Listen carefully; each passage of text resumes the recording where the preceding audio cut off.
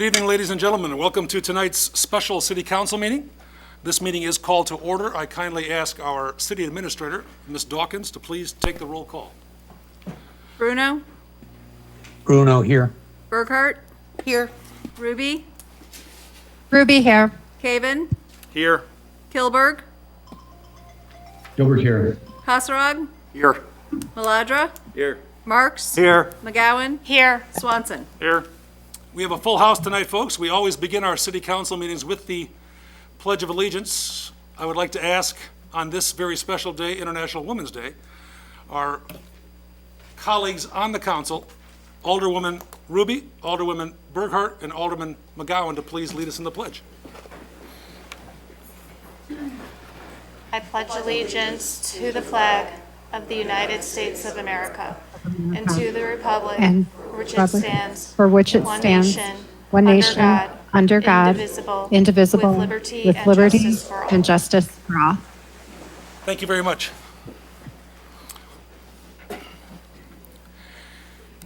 Before the reading of some text regarding the process this evening and why we're blended format, I would like to begin on a relatively sad yet also a joyous note in honor of two distinguished gentlemen in Geneva who passed away recently. I trust both of, or all of you know who these two gentlemen are. The first is Mr. Rosenfelder. Name ring a bell? He was the former fire chief in Geneva. He also, of course, owned the Ace Hardware in Geneva. In 1959, ladies and gentlemen, Bill Rosenfelder joined the fire department auxiliary. In 1962, he joined the fire department as a volunteer when the auxiliary was disbanded. In 1966, he was promoted to lieutenant. In 1968, promoted to assistant chief. 1974, as chief. In 1980, he retired. When visiting with the family at his celebration, his daughter told me a story that he had a separate phone installed in his bedroom. And that phone was wired to the fire department and to his garage door.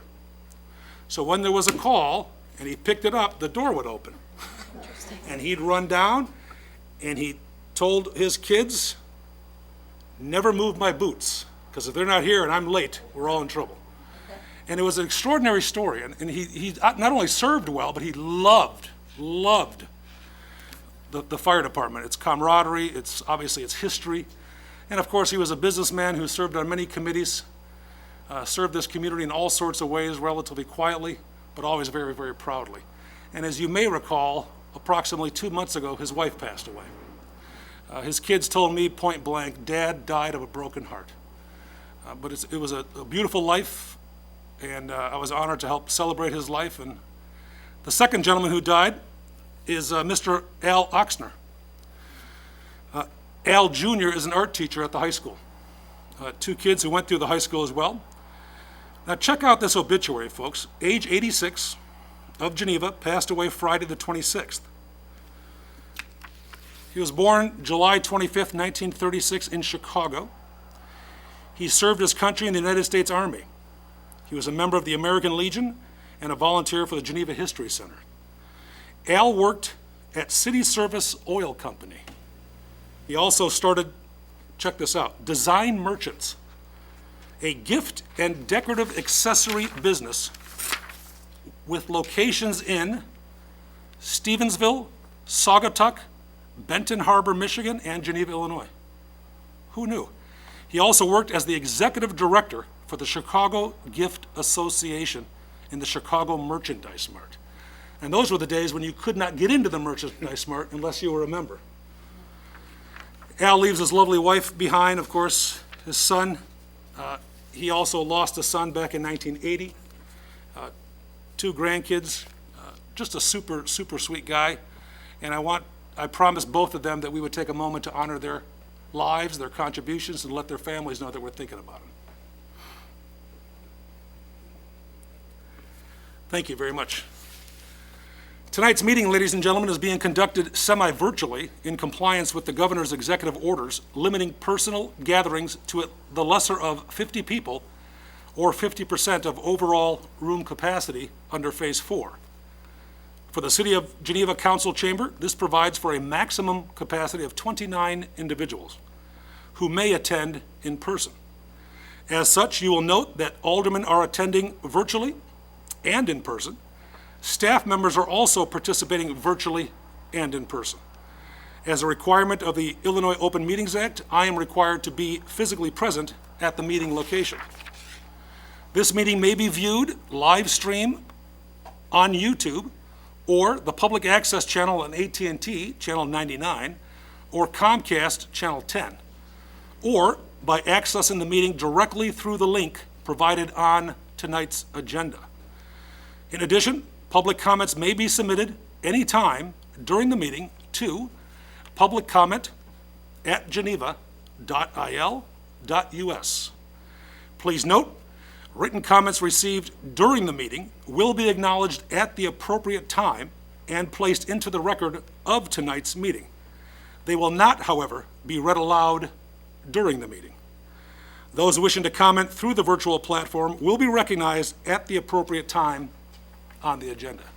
Any questions or comments?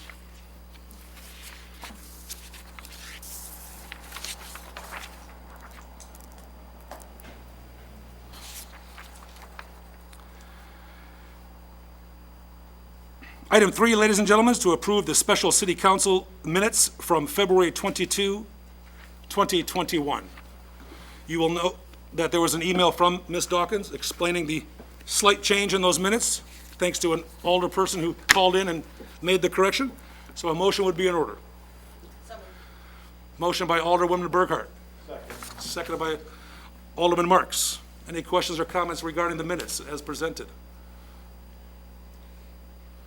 Roll call, please. Bruno? Bruno, aye. Burkhart? Aye. Ruby? Ruby, aye. Caven? Aye. Kilberg? Gilbert, aye. Kasserag? Aye. Maladra? Aye. Marks? Aye. McGowan? Aye. Swanson? Aye. Item 3, the approval of the minutes from February 22nd, 2021 have been adopted with 10 affirmative votes, 0 nay votes, and 0 absent. Item 4, items of business. Item 4A is to recommend approval of ordinance number 2021-03, allowing for the construction of Emma's Landing, a 45-unit affordable rental townhome subdivision of vacant property, parcel number 12-08-200-073. Is there a motion? So, we already have a motion. Oh, forgive me, we do. This is a continuation of the last meeting. Forgive me. Ladies and gentlemen, as a reminder, when we concluded our meeting last time we were together on this topic, I explained and everyone concurred by voicing no objection that we would begin tonight where we left off. That, of course, is the council deliberation. As part of council deliberation, any council member is allowed to ask any professional staff member of the City of Geneva or anyone present from the applicant any questions whatsoever regarding tonight's topic. You will note that in your packet, there have been some slight changes from last meeting to this one. In that theory of asking our applicant similar questions with respect to those changes, I thought it'd be appropriate to invite the Burton Foundation to explain verbally those changes, and then we'll begin and continue with the deliberation. Does anyone object? All yours. Burton Foundation, the floor is yours. Sorry about that. Good. Mark's made the motion, see that? Our landscape architect is here in the room. Civil engineer's up there via Zoom, if you'd like to start with that, or depending on which way you want to go. Those are the two items. So, Is there anything you'd like to add with respect to those two items, or do you want us just to open it up to? we have taken your recommendations and made the modifications and to our plans. And those modifications to the plans are, just for the benefit? The detention area and reorchestrating that, and also fencing and putting bushes along the back side of the townhomes, between the townhomes and the railroad tracks. Great. Ladies and gentlemen of the City Council, the floor is yours to either ask questions of the Burton Foundation, staff, present and virtual, or the City of Geneva's professional staff who are present or virtual. Alderman Bruno, you have your hand up, sir. The floor is yours. Thank you, Mayor. This is to the Burton Foundation so the public understands fully the details of the changes with the retention pond is that it is no longer draining into the existing pond that is plumbed directly to the storm sewer. Is that correct? Our civil engineer. We believe the civil engineer from the Burton Foundation, or representing the Burton Foundation, is present virtually. If he or she is, I invite you to respond to the question posed by Alderman Bruno. Please identify yourself, and then the floor is yours. Hi, Dave Riondo from Civil and Environmental Consultants. Hello, Mr. Riondo. I'm the project civil engineer and land surveyor. So, do you want me to share my screen to show that? I know it was in your packet. It is in our packet. Yeah. If you'd like to share your screen, that's strictly up to you. I think it would probably be helpful. I don't know if I know how. So let me see what I just click on. I think you have to give me the presenter, don't you? And that has been granted. Okay, so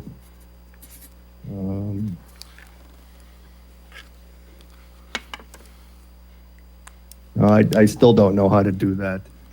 I think I can just walk you through it myself. Okay, walk Show it my through screen. nice There and we loud, go. Mr. Deando, and nice and clear.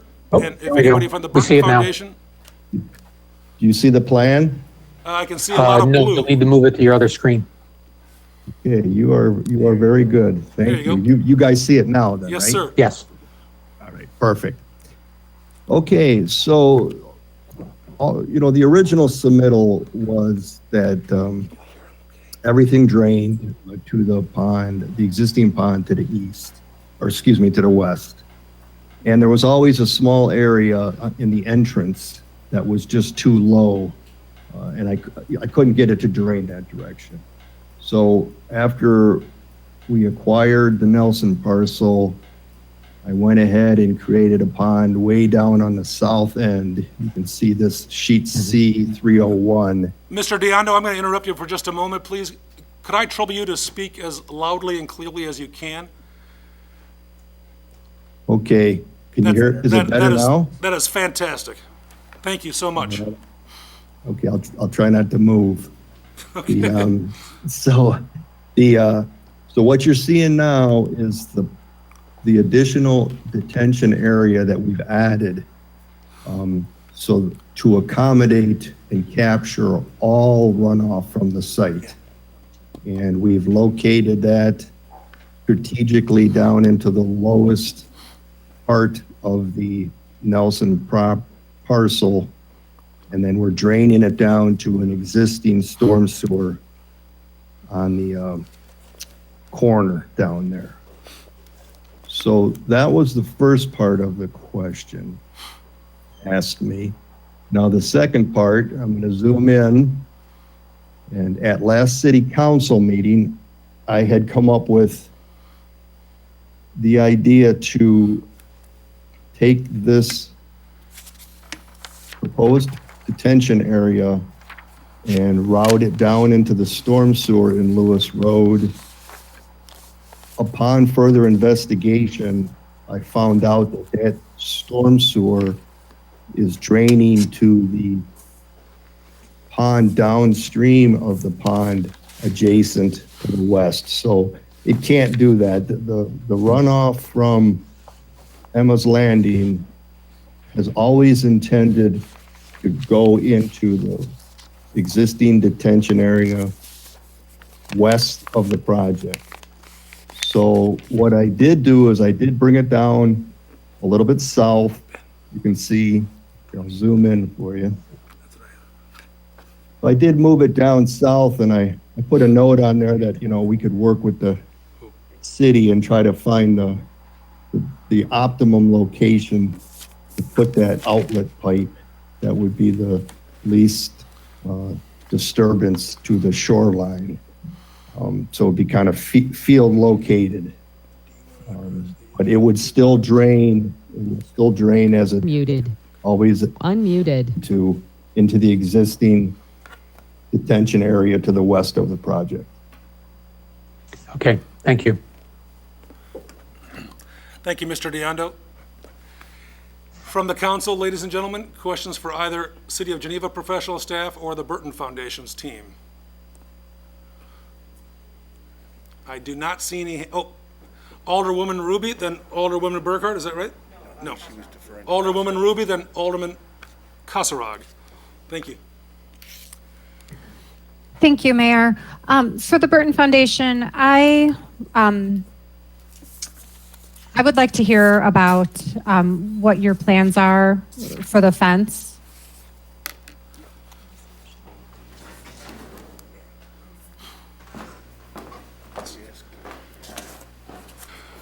Good evening, Mr. Lannert. And we have that on the screen as well. We're going to put that up too. Geez, I was going to go back to the good old days where we also. I remember those. Oh my God. And Chris, if I could just trouble you to introduce yourself, that'd be great. My name is Chris Lannert from the Lannert Group. My office is at 215 Fulton Street here in Geneva. Those are engineering plans, not the landscape plan. Yeah, we're going to get it switched over.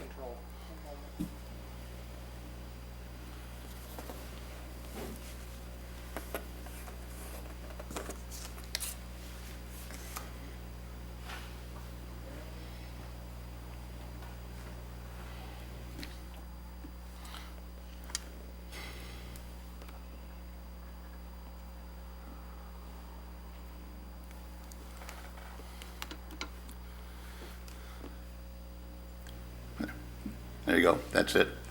This is a landscape plan, and what we have been directed to do and what we've been able to accomplish is to put a screen on our north property line between the townhomes. What we've done in terms of that solution is we have a solid fence between the buildings, which overlaps the corners of the building by 5 feet, perpendicular to those buildings along the property line. And then we have interspersed between those sections of fences upright evergreen material, which will give us a consistent evergreen hedge between the fences. So the fences are between the buildings, and the circles on the property line are the vegetation. Because of the revised grading, everything is at grade, so we don't have any trouble in terms of the overland flow or any grading. Everything is right on the grade behind the homes. So we were able to accomplish that objective. We also took the extra trees off of the entrance, so rather than having 3 trees along the entry from Lewis, there's only 2. And then we rechecked with David and his staff to make sure that all of our other computations remain the same. So we're consistent with the ordinances as well as the recommendations from last time. Alderwoman Ruby, the floor is still yours. Okay, thank you. I had planned to ask for an amendment to excuse the fence requirement.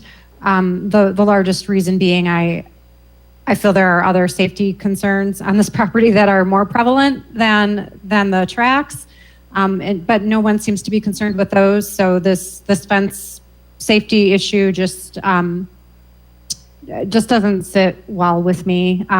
It just seems very isolated and very random, and I really prefer the consistency of plans, and to just arbitrarily ask for a fence on this location just does not feel right. So it seems kind of a moot point now. I guess I'll go ahead and just ask for the amendment, and if I get a second, we can discuss it further, and if not, we'll just move on. So I'd like to ask for an amendment to excuse the requirement for the fence. There's been a motion made by Alderwoman Ruby to, Bruno seconds. Alderman Bruno makes the second. Does everyone understand the nature of the motion? The motion is to exclude the requirement of the fence as presented by the Burton Foundation, or the fence/hedge. The seconded by Alderman Bruno.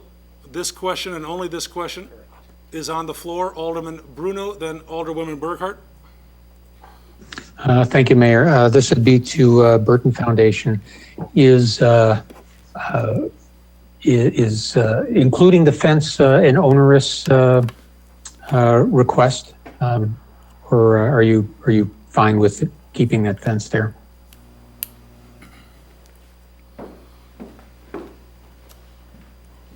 Good evening. It's onerous financially. We are we will pay for it. That was the only burden, was the financial component.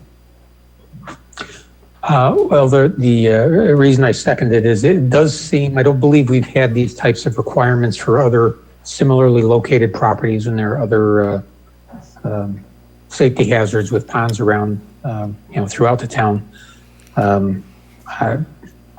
I like Alderwoman Ruby, it seems unduly targeted. So I'd be in favor of eliminating the requirement. Thanks. Alderwoman Burkhart, floor is yours. Yeah, mine's just a point of order as we all try to improve our parliamentary understanding. So this would be for our city attorney. Is this allowed, even though this was decided last week, and or 2 weeks ago, and even though the people who are making the motion were on the losing side, they're allowed because this didn't, because we didn't get to a final, had we reached a final action on this 2 weeks ago? We would need to do a motion to reconsider. Right, okay. But that, because we didn't vote on the action, it was simply, I'm sorry. We didn't vote on that item, and so there's no, No, we voted on the fence. no, but not on the Okay. entirety of the item before us. We're still talking about amendments. Right, okay. So it's not improper. Okay, very good, thank you. Alderman Kasserag, on the motion only, please. Well, I'm the one that proposed the motion, so I guess I should speak to it. I did a lot of soul searching. I got many questions over the last couple weeks about it. Walked the property, thought a lot about it with that, and I'm still pretty confident in the idea of having it there. And other safety, as Alderwoman Ruby said, other safety concerns do exist. This is the one I'm concerned about, and the one that most jumped out at me. And I understand that it hasn't been required of other market rate developers, and I understand how that inconsistency might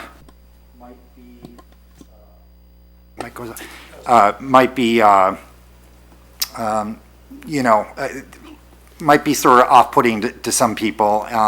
But I feel like, we have the right to do this. And this is the only chance we have to do it. We can't go back next year or 2 years later and say, now we require you to put a fence in. And I think what it comes down to, I said last time, and I feel the same, but I feel like I'm advocating for the future renters of this. If they were property owners and could do their own fence, I don't have a problem with that. But these people are renting, not owning, and we can't go back later. And I think we have one chance to get it right, and this is it. So I just wanted to speak to that. I don't have anything more to offer, but that's it. Thanks. Thank you, sir. Anyone else from the council on the motion? Alderman Maladra, and then Alderman Kilberg. Thank you. When we talked about this last week, actually I agreed with Alderman Ruby. I thought that there was more to the topic than we could settle in the short amount of time that we had last night, and turns out I think that was true.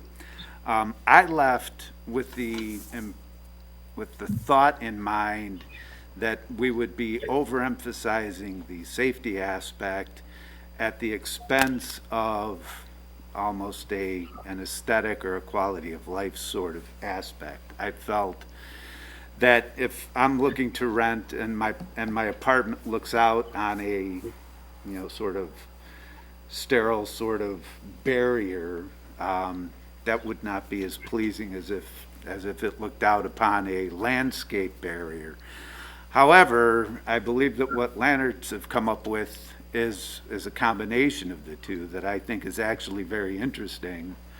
I am cognizant of the fact that it costs, but at the same time, I think it does provide an element of safety, sets an example for future developments in general. I think Brad's point about advocating for renters is very sound.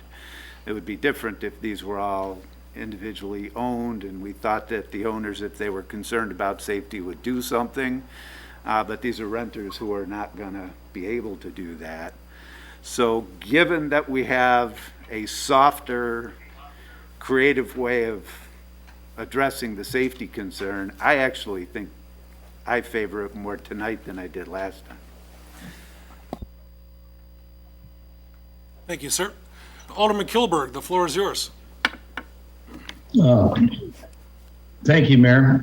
Picking up on Alderman Maladra's comments, as I walked the property again last weekend, I had some concerns as it relates to the property to the east and the fact that the property to the immediate east is somewhat disturbing because it's an accumulation of equipment and buildings in rundown condition. Actually, I was of the opinion that the fence actually, or some type of barrier, should be extended to the east to protect buildings 10, 11, and 12 from some of the unsightly properties to their immediate east that I would think would be disturbing and would be difficult to rent because of looking out your back door and what you're going to have to look at every day when you get up and look at the rising sun in the east.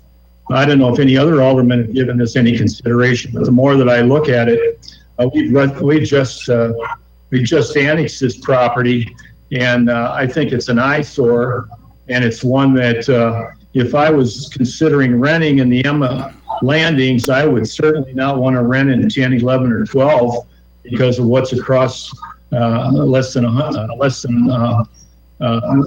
50 yards away. And I'll probably make a motion to that effect after we've taken action on the pending motion. Thank you, sir. Anyone else on the motion offered by Alderwoman Ruby and seconded by Alderman Bruno? Seeing no hands from our virtual participants, sensing no hands being raised here in the chamber, a simple majority, ladies and gentlemen, and this motion is adopted into the main motion. Alderman Kilberg? Would you clarify what we're voting and what a yes vote or a no vote would indicate? Alderwoman Ruby made a motion to exclude the requirement of the fencing on the north side of the property on Emma's Landing. Alderman Bruno seconded that motion. A vote in the affirmative is to support the motion to exclude the fence. A nay vote is to object to that motion. Thank you. Thank you. Ms. Dawkins, whenever you're ready, please. Alderman Bruno, sorry. Alderman Bruno, sir? Can I ask the original motioner, can we restate this as removing the mandate? They are allowed to leave a fence there if they like. Gentlemen? No, it's not. Gentlemen. If you're offering a friendly amendment, that would have to go to Alderwoman Ruby. But right now, the motion is to exclude the fencing and the vegetation as presented. Yeah, but the friendly amendment was to make the motion to allow them to have the fence if they like, but remove the requirement for the mandate or for the fence. If Alderwoman Ruby agrees. She's asking. Alderwoman Ruby? Thank you. I would be okay with that. I don't think it's going to fly. I don't think we're going to get support for that. And it's clear that the support for the fence is here, I believe. So let's go ahead and just wrap it up with the vote. So there's a denial to accept that friendly amendment by Alderwoman Ruby? Yeah, in the interest of just moving the conversation along to the main topic, yes, I'm just gonna The motioner appreciates but does continue. not choose to accept the friendly amendment. Thank you, Therefore, the Alderman motion Bruno, I as appreciate originally it. stated remains. Any questions prior to taking the roll? Ms. Dawkins, whenever you're ready. Burkhart, Nay. Ruby, Ruby, aye. Caven, Nay. Kilberg, Gilbert, nay. Kasserag, Nay. Maladra, Nay. Marks, Nay. McGowan, Nay. Swanson, Nay. Bruno. Aye. The motion to amend has failed with 2 affirmative votes and 8 negative votes. The main motion remains as is. Comments on the main motion, ladies and gentlemen. Alderman Kilberg, sir. As it relates to the fence, is Mr. DeGroot present this evening? Yes, Mr. DeGroot is present. David?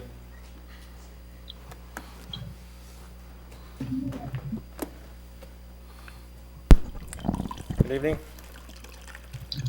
Hi. David, could you explain to me what efforts are going to be made to clean up the property to the immediate east of Emmett Landing? I have concerns about building 10 and 11 and 12 having to deal with the unsightly property to the immediate east. Does the city plan to take any action to remediate what I would consider unacceptable as it relates to the property now within the city limits? We can certainly take a look at that property and see if there's any property maintenance violations to address. I think they're rather obvious.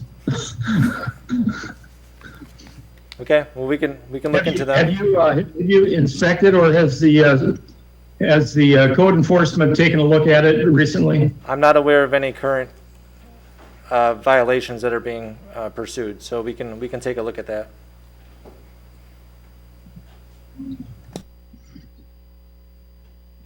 In light of the fact that it doesn't seem like anything immediate is going to take place, I would make a motion that we extend fencing along the eastern edge of the property to provide a buffer and a barrier from properties that I think would be unacceptable to most residents in Geneva and would be a deterrent from anyone renting or buying as a result. Alderman Kilberg, as I understand, the motion to amend is to erect a structural fence or barrier on the eastern edge of the property. Is that a fair enough statement? Yes. The motioner acknowledges that as a fair representation of what was said. This requires a second for this matter to be discussed and debated. Bruno seconds. Alderman Bruno makes the second. The motion to amend is on the floor, and this is only on the floor. Anyone wish to speak to this amendment? Alderwoman Ruby, then Alderman McGowan. I just wanted to find out from the Burton Foundation, I know this is probably all in the plans, but are there any plans for trees in that section?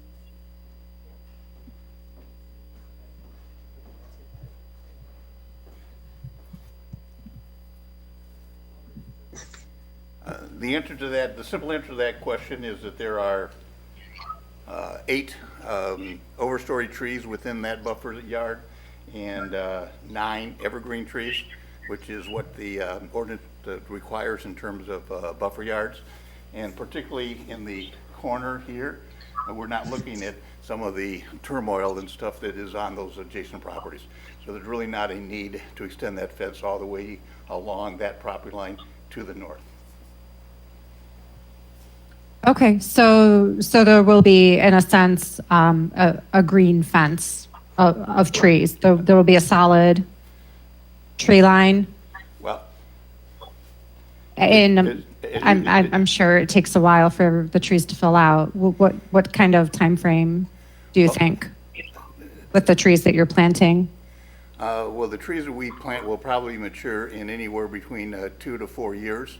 But along the east property line, you can see the required trees are already there. And so we won't be able to have the same design because we won't be able to march them along the property line because it would have to be between those existing overstory trees and those evergreen trees which are already there. So it's kind of a mix and match. If you give us the ability to mix and match, we could certainly do that. Okay, thank you. Alderman McGowan. Some of that answered my question, so I don't wish to ask anything further. Thank you. Thank you. Anyone else virtually or here in the chamber with respect to the amendment offered by Alderman Kilberg and Alderman Bruno, Alderman Kasserag on the motion to amend?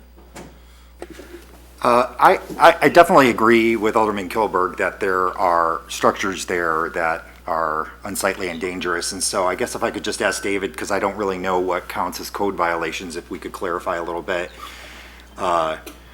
Certainly 2 structures there that were very clearly, one's like an old tool shed, I'm guessing, or we were guessing. It's in poor condition, got lots of litter in it, and then a silo with dangerous access. Alderman, with all due respect, the Nelson property was just annexed at our last meeting. So there haven't been any code violations. The city has just taken ownership of it, and it's part of this project as presented. We can't impose anything upon that property now. There aren't any code violations, and frankly, it's not germane to the topic before us, including the motion that Alderman Kilberg has put before us.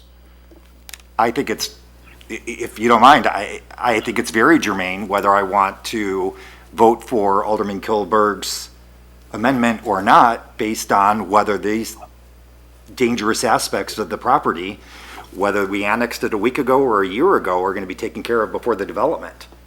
I mean, this is exactly related to the amendment that Alderman Kilberg proposed. The amendment is for the extension of a fence. That's it. And the background of that was? Sir, again, there's no code violations in play here. We don't have the jurisdiction because it's not in front of us. The only thing that's before this council right now is Alderman Kilberg's request for an amendment to the proposed PUD, subdivision, et cetera, with respect to the extension of a fence to the east side. That's what's before us. I don't know what to say. I'm a little floored that I can't ask questions about the property that's immediately next to it, and to which the amendment that Alderman Kilberg proposed attempts to rectify. But I guess if I'm being shut down, then that's fine. Anyone else in the chamber? Alderman Bruno, sir. Alderman Bruno? Thank you, Mayor. So this is to Council Sandak. So just for my edification, so our deliberations can't consider neighboring industrial zoning that's otherwise compliant in terms of how we might address the situation? That's correct. Thank you. On the amendment, as motioned by Alderman Kilberg and seconded by Alderman Bruno, anyone else questions relative to that topic? Alderman Kasserag. I'll say, in terms of the amendment, I was not for it, but if we can't talk about what's on the property next to it, I'm likely to vote for the fence instead of against it.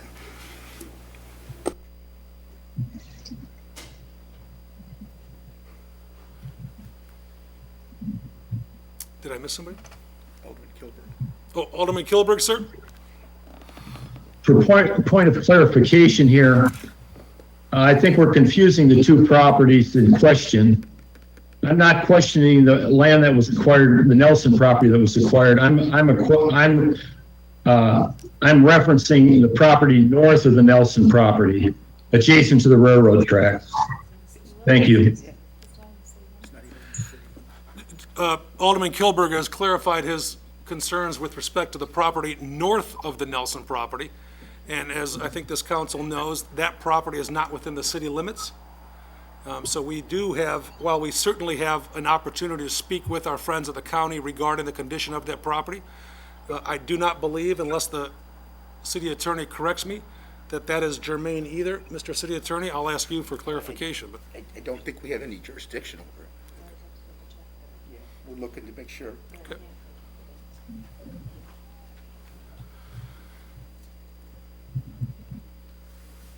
Just give us a moment, folks. David?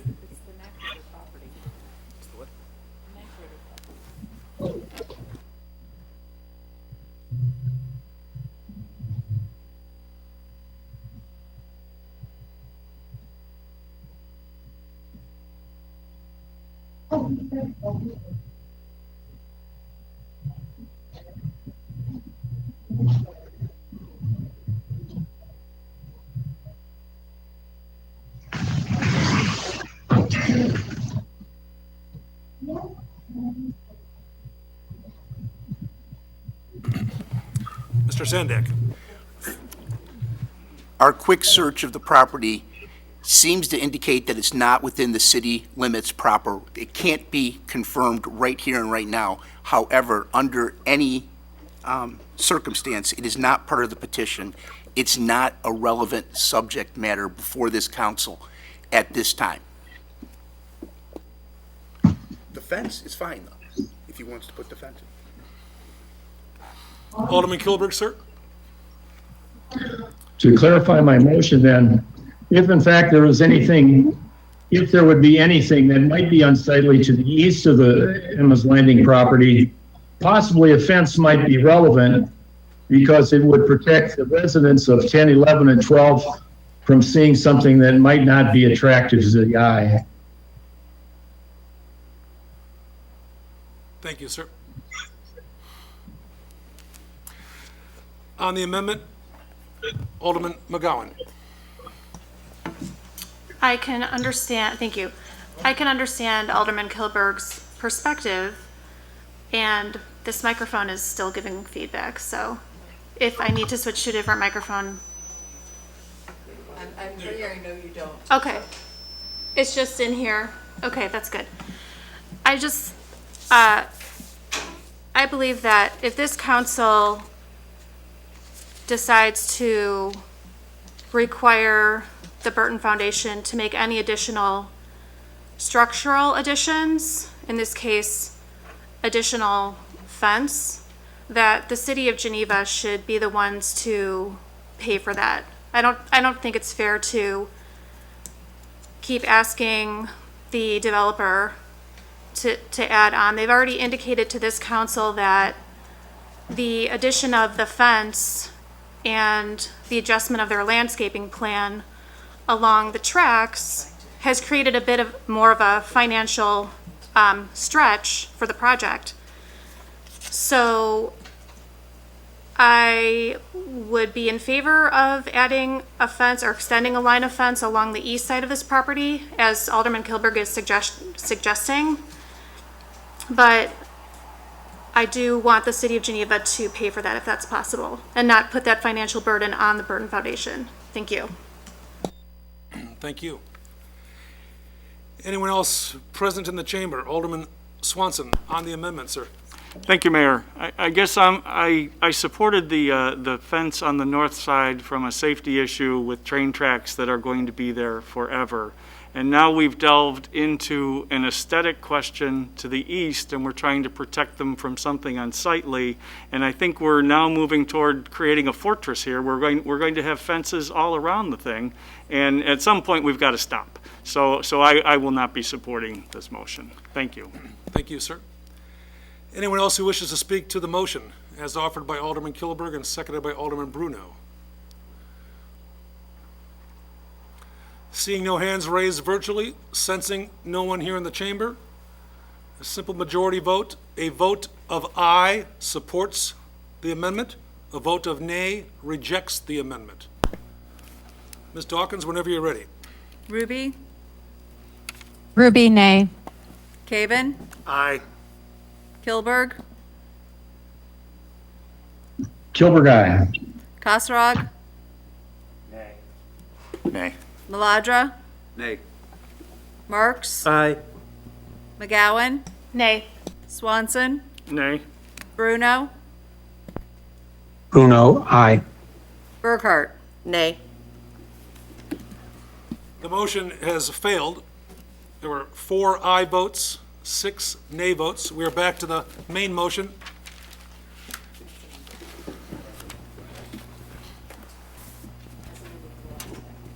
Right. Alderman Kilberg, the floor is yours, sir. Could Mr. Lannert please explain a couple of measurements? How much actual fencing are we talking about being added on the north side? And what is the distance then from the shrubbery or from the fence then to the third rail that will be installed over the next few years? I'm not sure I can answer that specifically. There is approximately a 40-foot buffer on the north side of the property, which is not part of the subject site. And then there's additional. And then there's an additional right-of-way for the railroad tracks. My guess is it's probably in excess of 120, 140 feet between the back property line and the railroad tracks. And then we've got the 20 feet, 25-foot setback from the property line to our buildings and our patios. So there's ample buffer along the north setback, along with these precautions for any kind of safety or interference with the railroad tracks.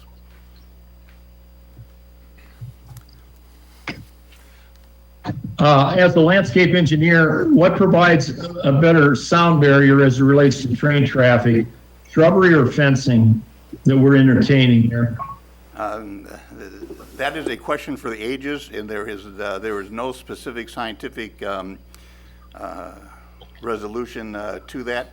What the studies mostly show is that whether it's a solid fence and or it's a vegetative fence, that the mere fact that you can't see the noise is what diminishes in your head the amount of noise that you have, but the decibel rating is pretty much the same whether it's a fence or whether it's a vegetation. As it relates to your diagrams, how many actual sections of fence are involved here now that are being installed, and what's the length of those sections, and what's the height that you're entertaining? The fences are solid wood fences. They're 6 feet high, and they're between the buildings, which have a spacing of 20 feet. Plus, we've overlapped the buildings, as I said, 5 feet each. So between each building, there's a 30-foot segment of fence, and then between those fence segments is where we have all of the vertical evergreens that will fill out and be a solid hedge of evergreens. And then there's probably an additional 40 feet of fence on the west side of the north property line. And the same thing is true on the north side of that property line. The east and west side of the property line on the last building, you can see it's a heavier dark line with a little bit of a round fence post illustration. Okay. What building? Okay, are you referencing building 6, 7, 8, 9, and 10? And that there will be 30 foot of fencing between each of those buildings. So we've got 1, 2, 3, 4. There'll be 120 foot of fencing. Is that what you're saying? It's sort of hard to interpret from your diagrams. Because they are so much plant material along there, it was very hard to draw it to scale, because the fence is going to be within 6 feet to a foot of the property line, and then the balled and burlap material will be between that. And our challenge was to make sure that the landscaping did not interfere with the overland flow and the drainage calculations, which are equally as important. So that's why it's kind of all crowded on that line. So I apologize for those graphics. 30, 60. I would say my numbers are about 30 feet between buildings 7, 8, and 8 and 9, and 40 feet on the end of 9 and 40 feet on the end of 7. 40, 30, 30, and 40? Correct. Is that what you said? So 80 and 60, you're saying 140 foot of fencing. And the total expanse on the north end is what, 800 feet? I don't have a dimension on my plan, but as the buildings start to spray around the corners, they've got Right, enough visual I see that. What are you going to do behind building 6 toward the detention? We've got those overstory trees that you can see on the plan, and then they have the benefit of the open space of the dry detention area. So they'll have plenty of backyard to move around in. And again, it's all outside their private patios. Understood. Thank you for your answers. I appreciate it. Okay. Thank you. The floor is still yours, Alderman Kilburg. That's all that I have at this time, Mayor. Thank you, sir. We're back to the main motion as amended several weeks ago. Alderman Marks, the floor is yours, sir. I guess I'm still wanting to go back and have a little explanation of the detention pond to the west. How deep is, how many acres is that, and how deep is that pond, that detention area? This is the detention area of the proposed development? Yes, of the proposed I believe development. Mr. Diondo is going to respond to that. Mr. Diondo, sir? Yes, I'm here. So the proposed pond that's draining to the west on Emma's Landing property is a dry bottom, relatively shallow. It'll be 3 feet deep. 1 foot of it is freeboard, so the water, 100-year rain elevation of the water will be 2 feet. Okay. 2 feet in depth. And then, but it's a large area there. That's what I was asking. How many, is it an acre, 2 acres? Do you have a feel for that? I can tell you right now, I got it sitting here. 1 second. That's okay.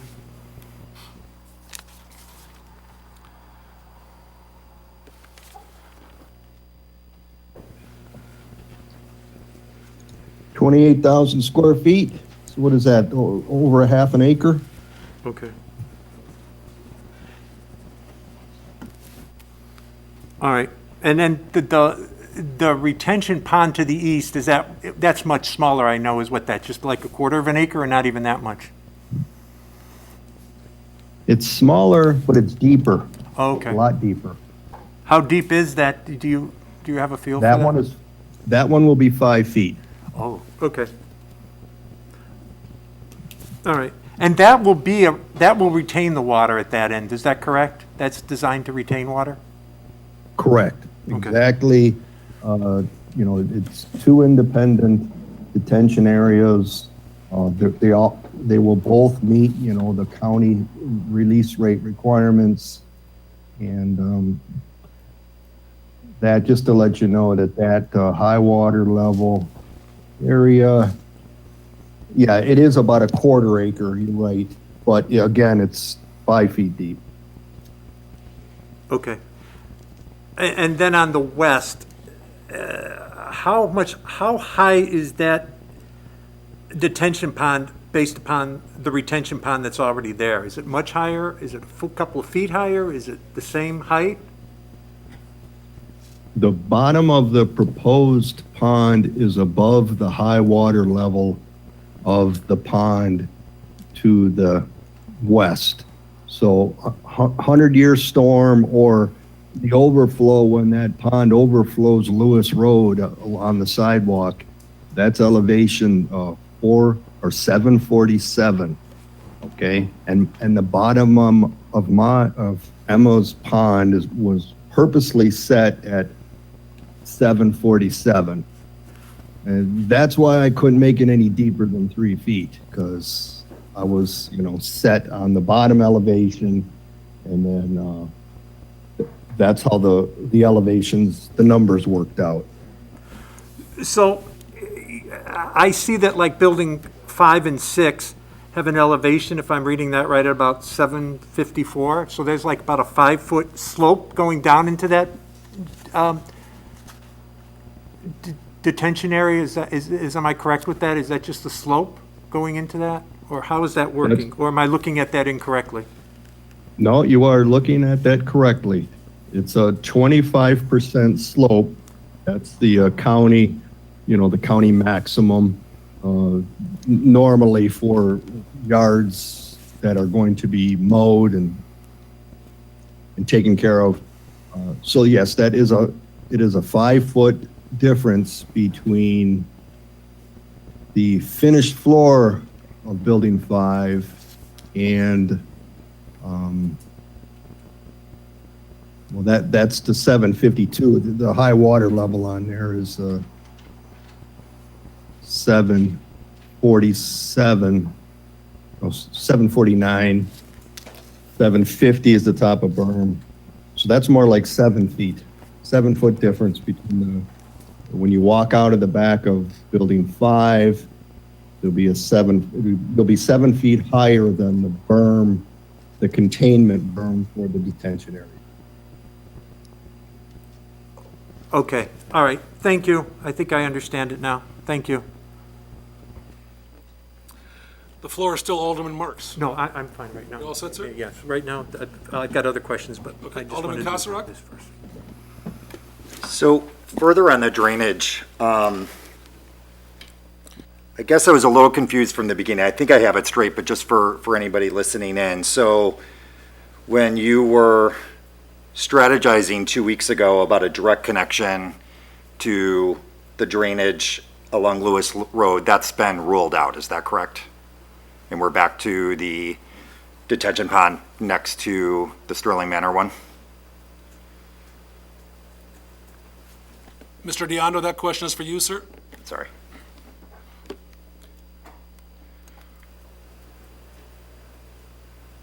Okay, can you hear me now? Yes, sir. Closer to the microphone, the better, sir. Okay. Thank you. Yes, I was unable to make that direct connection at Lewis Road. So that is off the table now. I think I've found a better location to go into the existing pond. It's a lot, it isn't as steep, and I think it will be a lot less disturbance to the shoreline. The new location, I did move it, but I did not connect it to the Lewis Road storm sewer. That pipe connects to the center pond in Sterling Manor, not the north pond, and I need to be connected to the north pond. Okay, so is this pond feeding into the Sterling Manor pond, or is this independent of that? This pond is feeding into the Sterling Manor pond, the north Sterling Manor pond. Okay. And it kind of goes back to, I think it was Alderman Kilberg from our last meeting. How does this affect the existing flooding issue at all, if at all? The proposed release rate for the areas that are draining to the west are less than the release rate in the existing conditions. So we are improving the release rate into the existing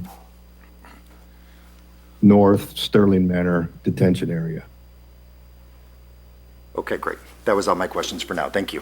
Thank you. Questions or comments remotely on any matter with respect to the main motion as amended? Alderman Kilberg, sir.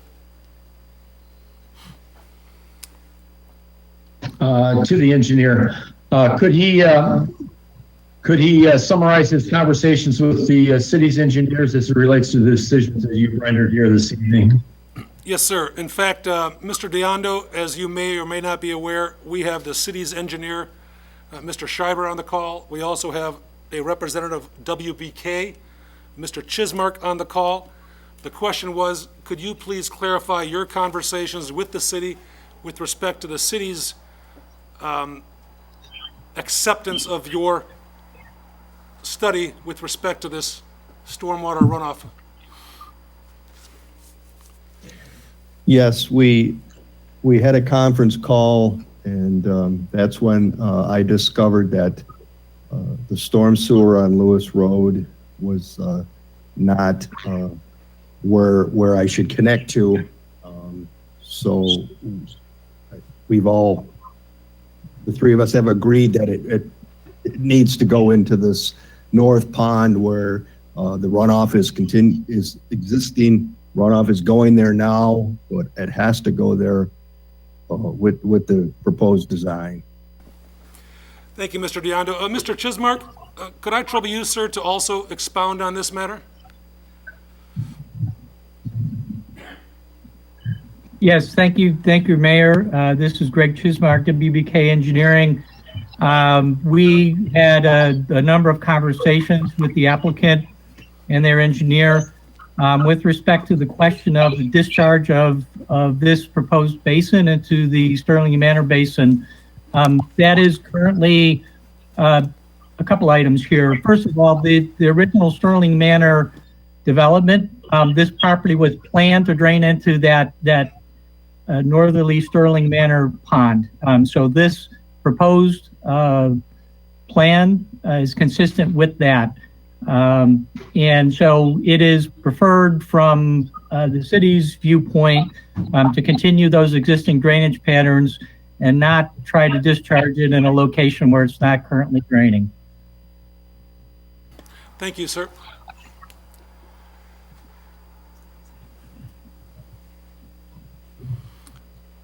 The floor is open, ladies and gentlemen. Alderman Kilberg, sir. So are you in agreement with the Burton Foundation's engineer that this will actually minimize or reduce flooding concerns for the homeowners association of Sterling Manor? I think it's, I would characterize it in this manner. I would say that the flows are roughly equivalent.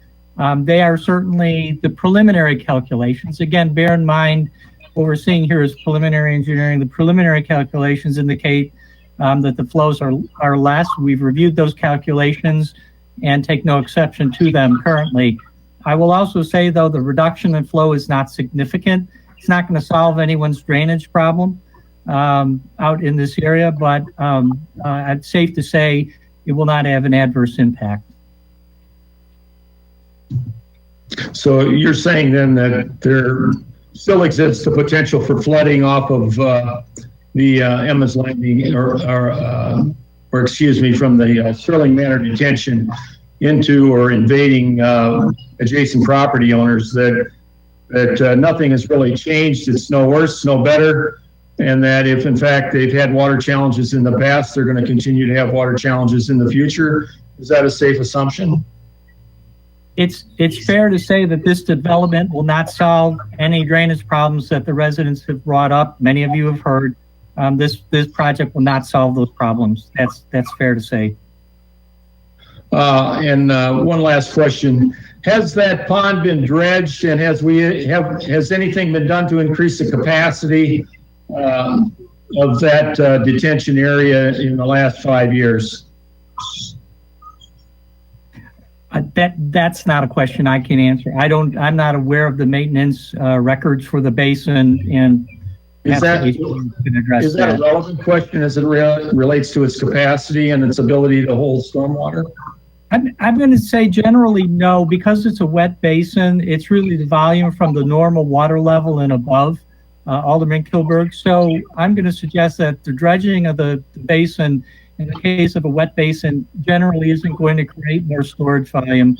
So I don't know that is a particular concern at this point. I don't believe that volume has probably changed from the original construction. banks appear to be stable. I guess I had one more question. What factor is the drainage then that's coming from north of the tracks? And what percentage of the water accumulating in that detention area then is really a result of water to the north that's flowing into it? And I can answer this question because we're engaged with the city on a citywide drainage study. There is a significant tributary area to the north, coming from Delmore Hospital and even north of there, from Fisher Farms. If you're familiar with the FAA site up there. Yes. And so there are drainage areas that are that far north that drain through the railroad, underneath the railroad tracks into Sterling Manor. So there is a significant area that, off-site that comes through Sterling Manor, on through Randall Square, and then into Eagle Brook, if you could imagine that. Okay. So no better, no worse is if you were to summarize it in one sentence. Well, certainly, I would suggest that they're meeting the ordinance requirements. They're meeting the regulatory requirements, as the engineer suggested. There will be a decrease in peak flow values for the 100-year event, but I would not go so far as to say those decreases are going to solve drainage problems downstream of the project. You've involved with other, well, it's unrelated, excuse me. I'll defer that question to later. But again, thank you for your responses. I appreciate it. And your depth of knowledge as it relates to what we're talking about here this evening. You're welcome. Anything else, Alderman Kilberg? That's all I have at this time, Mayor. Thank you, sir. Alderman Maladra, the floor is yours. Thank you. So just following up on that last exchange, and the position of WBK that this development could exacerbate the situation that's out there now?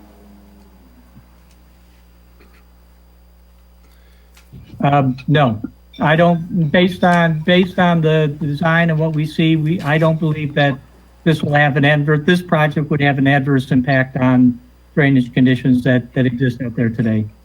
Okay. And then one other question that's probably been answered in all of this, but it's something that Alderman Kilberg brought up last time. And the idea that any of the flow from this site drains into the storm sewers, does that create a problem when we have peak flow events with drainage from other properties that also empty into the storm sewers? So as I understand it, the little pond is draining into the storm sewers. So is that going to create any sort of flow conflict during peak periods? I don't believe so. So there's two basins. The west basin drains into the Sterling Manor Pond.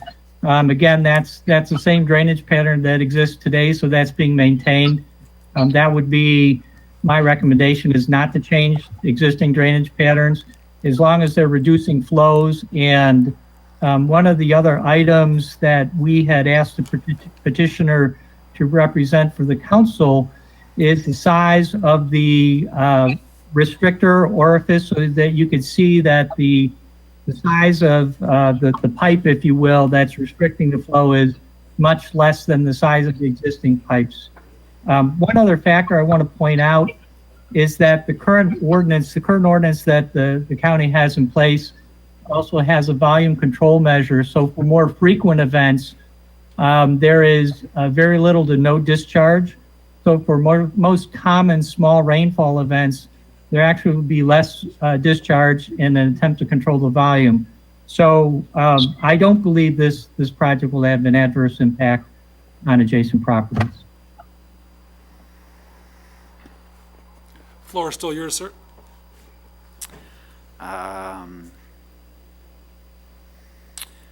So I don't know if this is relevant or not, but we are doing sort of a citywide drainage study and plan. Does that does that solution consider this parcel developed? So basically, I'm getting at, we have an idea of how we will improve the situation out there someday. Yeah, so in the citywide study, considering future development for any area, that we may study would be something that we would look at and consider. So the answer is yes, in a developed. Now again, bear in mind, in a developed condition, the flow is actually less than today. So that would be a very slight improvement. Okay, thank you. Alderman Marks, floor is yours, sir. While you're on, so the restrictor, when that flow starts, what height does the water have to get to for that to start draining? I mean, is that detention pond really going to just dry out itself, or is there, at what point of water does that start to flow into the Sterling Manor pond? Do you know? That's a question I'm going to ask Mr. Rando to answer. Okay.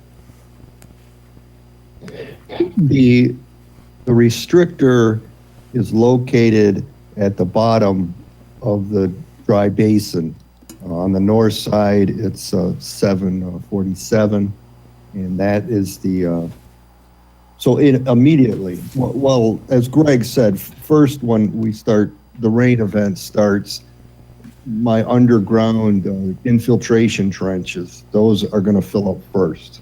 And those are 3 feet deep, so there'll be a substantial amount of water that'll be held underneath the pond.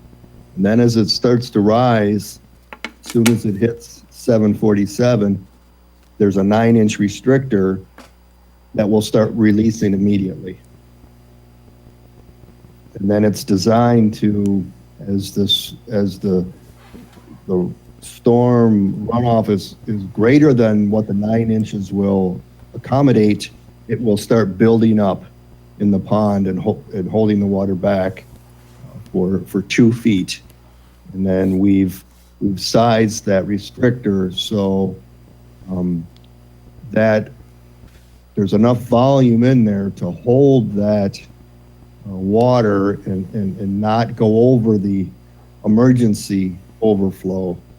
And it'll hold the 100-year storm in its entirety. The South Pond does the same type of works in the same way, but that's a much smaller restrictor because there's less volume in there, and that so that 2.5 inches to give you an idea. So very little of that is going to be released until it.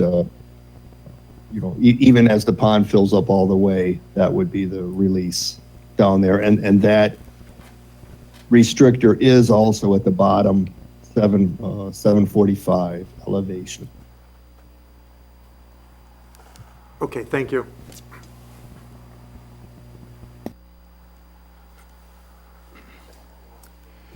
Anyone else here in the chamber, questions or comments for either the Burton Foundation team, Mr. Chismark, Mr. Shiver, from the City of Geneva team? Alderman Kasserag?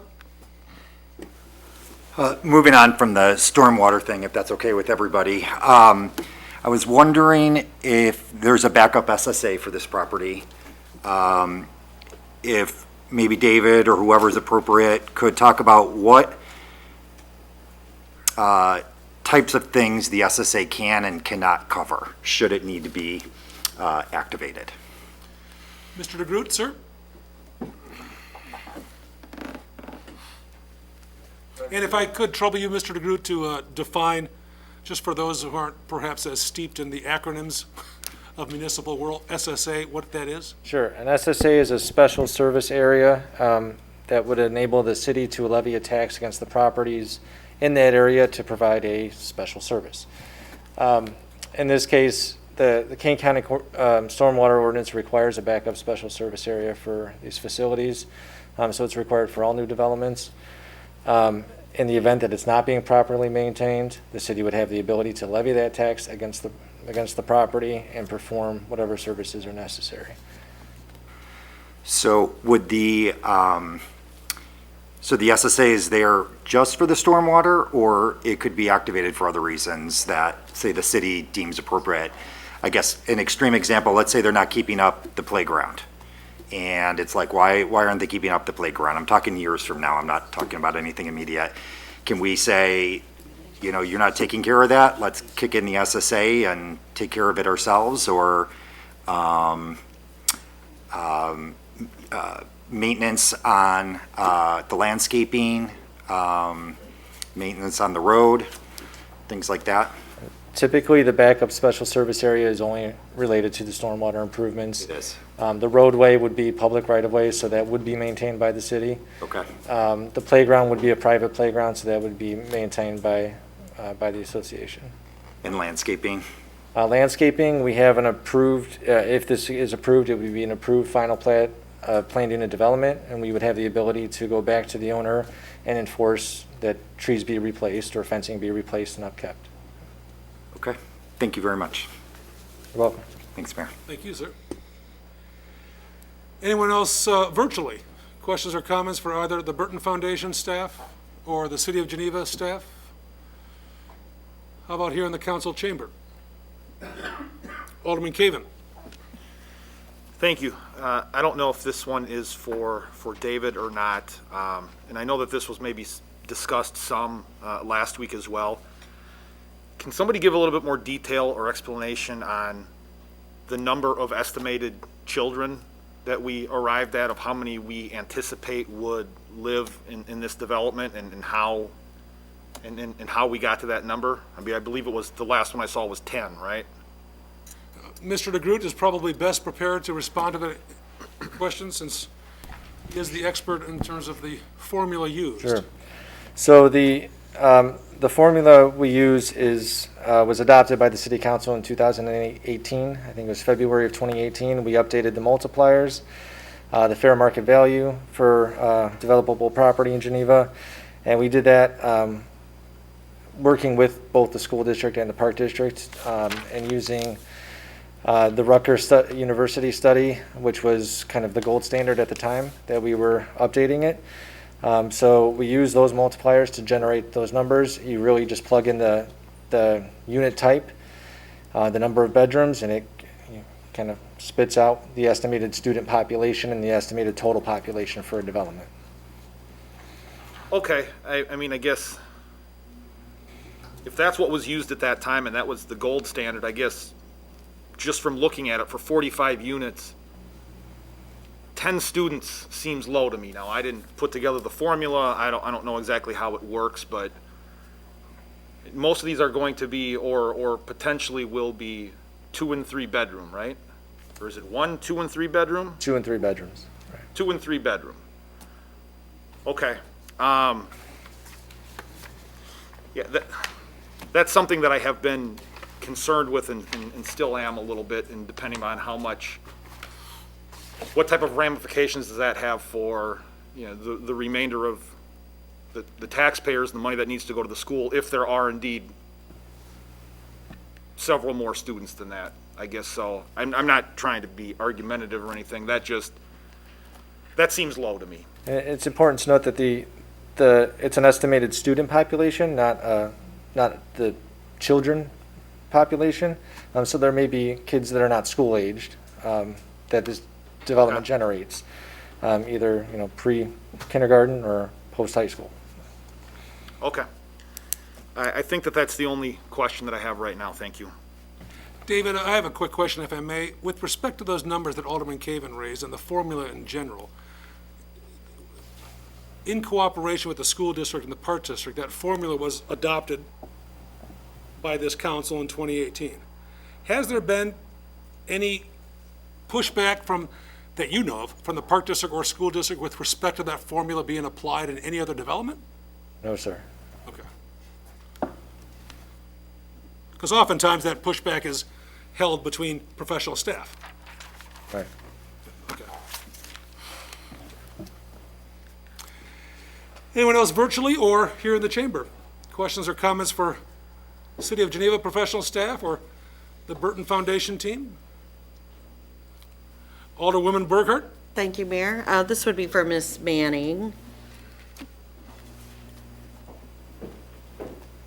Thank you. Can we talk about the supportive housing that will be located at the site? Is that for sure or maybe? No, that's for sure.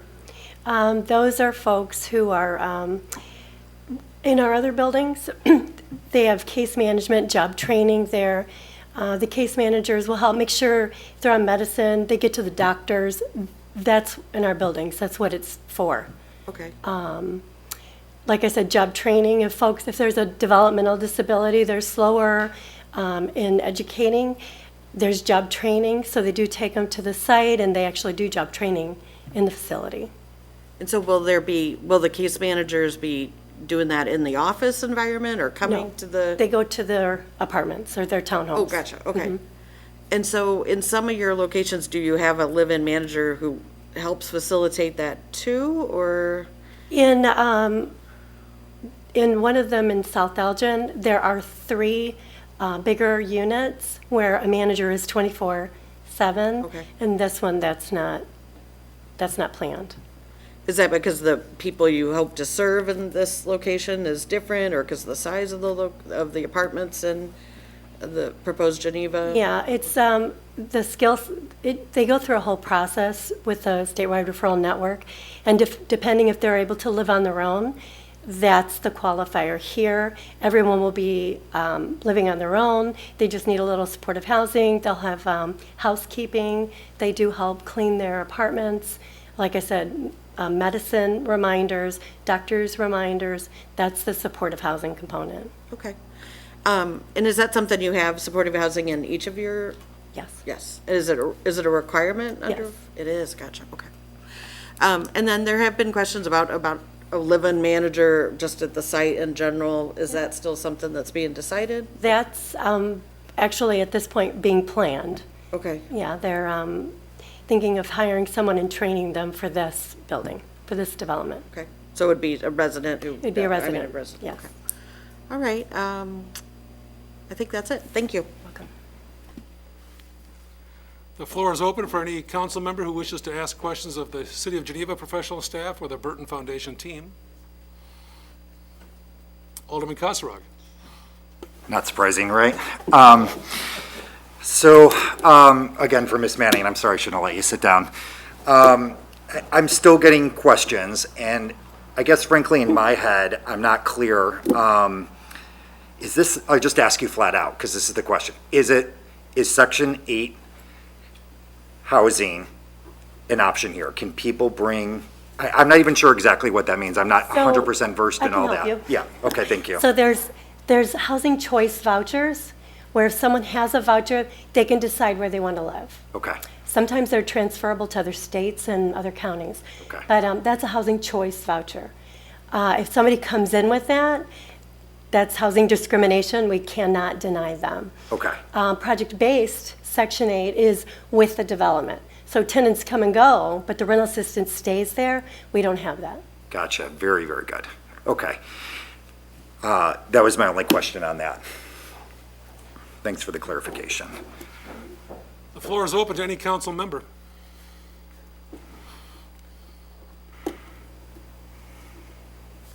Alderman Kilberg, sir. Is the attorney for the Homeowners Association present this evening? I don't know if the attorney is present. If there's a specific question for either city staff or the Burton Foundation, that'd be acceptable, but we're not providing. Okay. Yes, sir. Well, last week, or excuse me, a couple of weeks ago, I asked the Burton Foundation in regard to lessons learned, and some people felt that that was an unfair question. I guess I would like to ask the Homeowners Association the same question as to lessons learned as it relates to this process. In light of the fact that no one from the Homeowners Association is present this evening, I guess I would direct my question then to staff, and that would probably go to Mr. DeGroot, as to the protracted process that we've had here, and what lessons have we learned, and how might we approach affordable housing in the future that might expedite the process and arrive at a more, I'm struggling for the word, acceptable outcome for all parties, let's put it that way. Mr. DeGroot, would you be interested in providing us a synopsis with respect to, and Dean, please. I want to be a fair questioner. I want to pose that question to all parties because I think possibly it was unfair that I asked just the Burton Foundation as though they're the only party at play here. There are three parties: the city staff, the city, the homeowners association, and the Burton Foundation. So we're going to give all three an equal opportunity to provide us with a little education as to how we can do this better in the future if we have more affordable housing in Geneva at some time. Okay, I mean, I think it's a fair question. I mean, as a planner, I believe in this participatory process. This is what we train for. I believe this is the role of local government to hold these public meetings and gather public input on development projects. To that extent, I think the Burton Foundation came in. They did a concept review before the Planning and Zoning Commission, which was not required, to kind of get feedback in the beginning. They learned early on that there was not going to be participation for access to the site and found out what they had to do to work around that. Since then, we had two very long Planning and Zoning Commission public hearings, and then a third meeting to deliberate and make a recommendation to the council, and now we're on our second council meeting. So, I mean, I believe in this process. I think this is how we get to a resolution, whether it's favorable or not. I don't know what we could do differently. I think it's a new conversation for the community. And, hopefully, if it does move forward, we can learn lessons from the development as it moves, as it gets occupied and built. But I think we do our best to provide notice, more so than what's required by the state, to put information out there and to be transparent. I just think we have opposing views that we're working through, but I believe this is the process that we have to work with.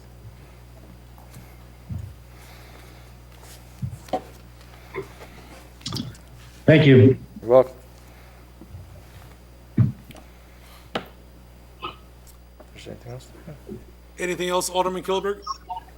In light of the fact that there is no one there representing the homeowners association this evening, I guess that takes care of it. Thank you.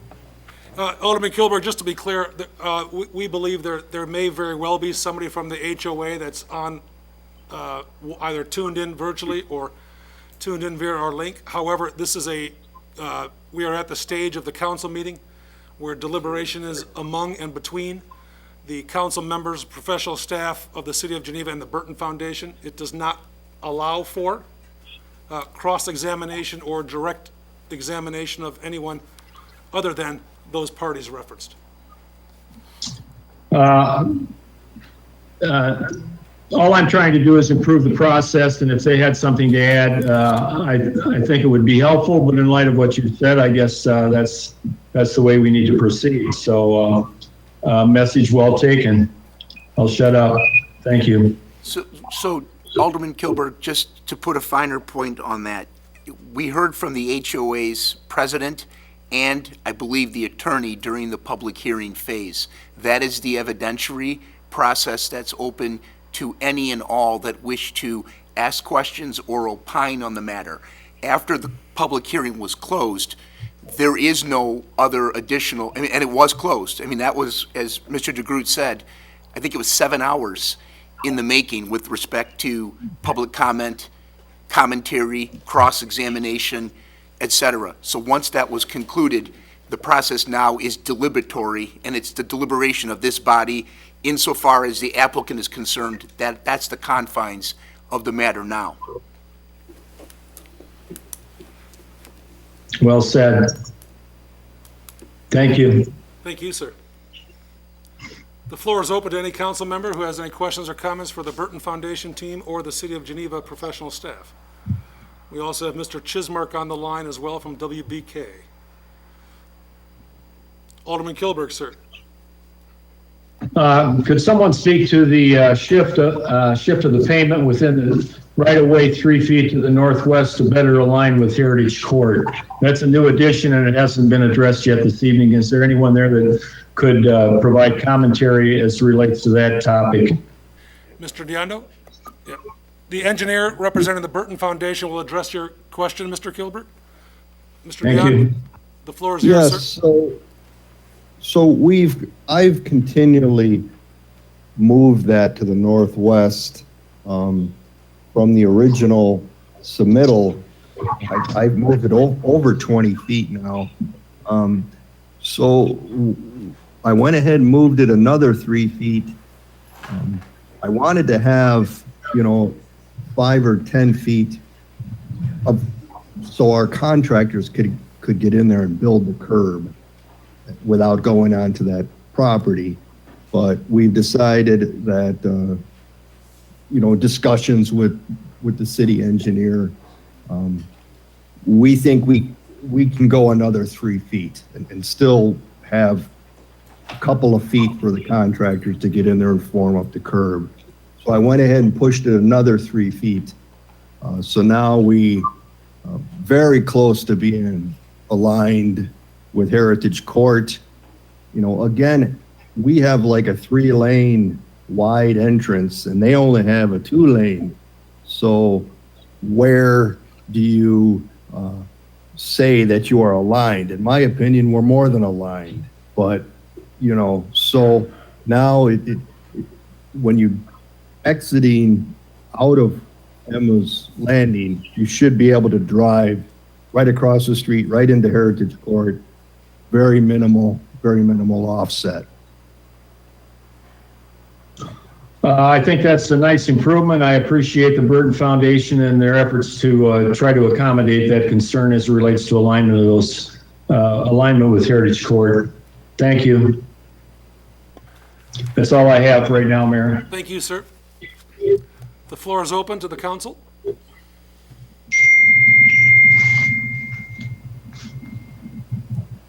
Alderman Kasserad? I have a statement I'd like to read. Would now be appropriate, or are we still asking questions? It's strictly up to you. The floor is yours. I'm looking around at the council. Okay, give me a couple minutes here. I feel I've had a unique viewpoint on this development. I was a planning and zoning commissioner in March 2020 when the project was first brought forward and the city held its first public meeting on the issue. I believe this was literally the last public meeting before the pandemic was proclaimed. The city council declared a state of emergency. The room at the PZC was packed, with several standing inside the wall in the back. The public comments were wide-ranging, with many speaking in a great deal of emotion. I bring it up because it's been almost a full year since then, short by just a few days. Many have commented that we are rushing to approve this and should wait until we can go back to a traditional meeting format. Even I had inclinations of the same and approached some with my concerns. But I applaud the mayor and the staff who led us forward through this process, not just for Emma's Landing, but for all city business. In unprecedented times, our citizens now have unprecedented access to meetings. In the past, video of planning and zoning meetings were recorded and later published online. They are now live and interactive. And while city council meetings were already cast live, we're now able to take public comment and questions during the meeting, even at times facilitating those on the phones or computers to cross-examine Ms. Manning. So in my opinion, the project has had more ability for the public to attend and engage in this proposal than any other project in Geneva's history. I might not have been the perfect at times, but it was effective. It's a paradigm shift to be sure, but nonetheless true in my opinion. While I love and yearn for the energy of a packed City Hall when the time is right, I'll be advocating that along with attending in person at City Hall, we make these technology changes permanent moving forward. I would like to address the constituents of the Second Ward in particular. I've taken your calls and responded to your emails, listening the entire time. I know you don't feel heard, but I assure you that you have been. There have been times when I would not engage in what I felt like was an inappropriate topic. I apologize if I've been too blunt at those times, but I do not apologize for my beliefs and values. I cannot tell you how many who approached me about Emma's Landing who have also confessed they have had family members or friends who currently live in or have lived in affordable housing. Some even confess they've experienced housing insecurity themselves. After these conversations, I was left confused. Why not help those in similar situations? Certainly, they were not judging their own family member and friends, so why would we judge this project that hopes to help those in similar situations? As far as the location, the neighbors of Emma Landing proposal are not being targeted as some have claimed. This site has been known to be a development opportunity for affordable housing for the better part of a decade. But just as there was a call for all of Geneva's input on the Mill Race Inn property, we need to consider all the community's thoughts as we move forward with affordable housing. The residents of the Second Ward were the loudest, but by no means the only ones who shared their thoughts. Those that use phrases such as "the whole neighborhood is against it" would be surprised to know many emails and calls I received were in support of Emma's Landing from Sterling Manor and Randall Square residents themselves. I hope this is not the last affordable housing in Geneva, and I commit to be equally supportive in other neighborhoods as well, even in Eaglebrook, as one email I received asked. Should this proposal pass tonight, I encourage the residents who oppose it to put aside their frustrations and accept their new neighbors. I commit to following through on this development. I will try to facilitate good communication and consistent city services for all. I want to commend the Planning and Zoning Commission's work and Chairman Stocking handling of the meetings. Over 7 hours of testimony was received, not including the emails. Many have shared they wish the commission deliberated longer or more extensively. Personally, I think they did their job well and came to many conclusions that we can build on and have. This is a solid development with quality construction materials and a well-vetted development plan. Nonetheless, I created a long list of the community's concerns, have made sure those issues were directly addressed. At times, I've pushed for more clear and straightforward answers. I'm satisfied with the answers I received, and I hope my constituents agree. Lastly, I'd like to briefly talk about the need for affordable housing. According to Habitat for Humanity, 40% of all adults experience some sort of housing insecurity in their lives. Somewhere between 53 to 69%, depending on the region in the U.S., report that finding affordable housing in their community as a challenge, and I think we can all agree that Geneva would be the high end of that range. More locally, as a board member of the Geneva Community Chest, I've heard endless appeals for financial assistance to organizations that help and house those in need in and around our very own community.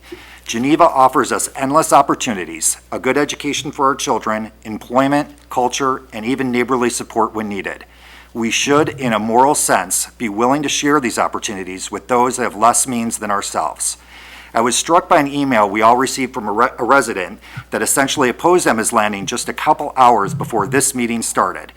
And it included at the bottom of the email from Ralph Waldo Emerson: "The purpose of life is not to be happy. It is to be useful, to be honorable, to be compassionate, and to have made some difference that you have lived and lived well."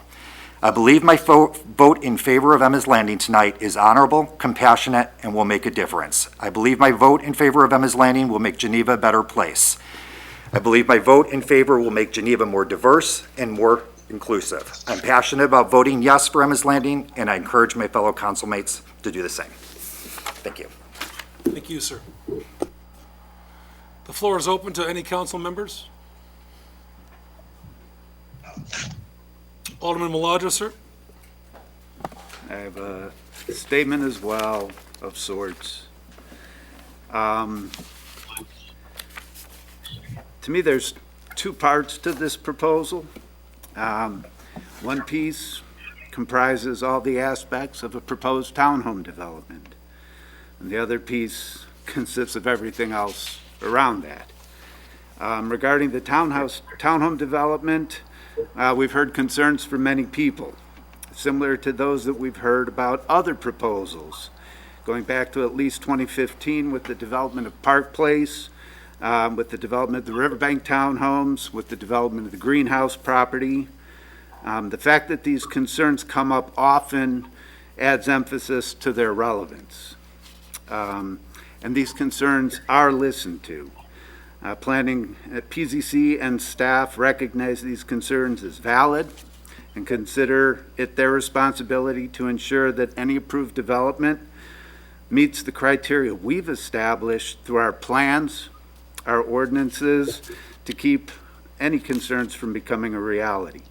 Our staff is skilled and bring a great deal of experience in community planning and civic engineering. Where necessary, we supplement that skill with outside consulting expertise.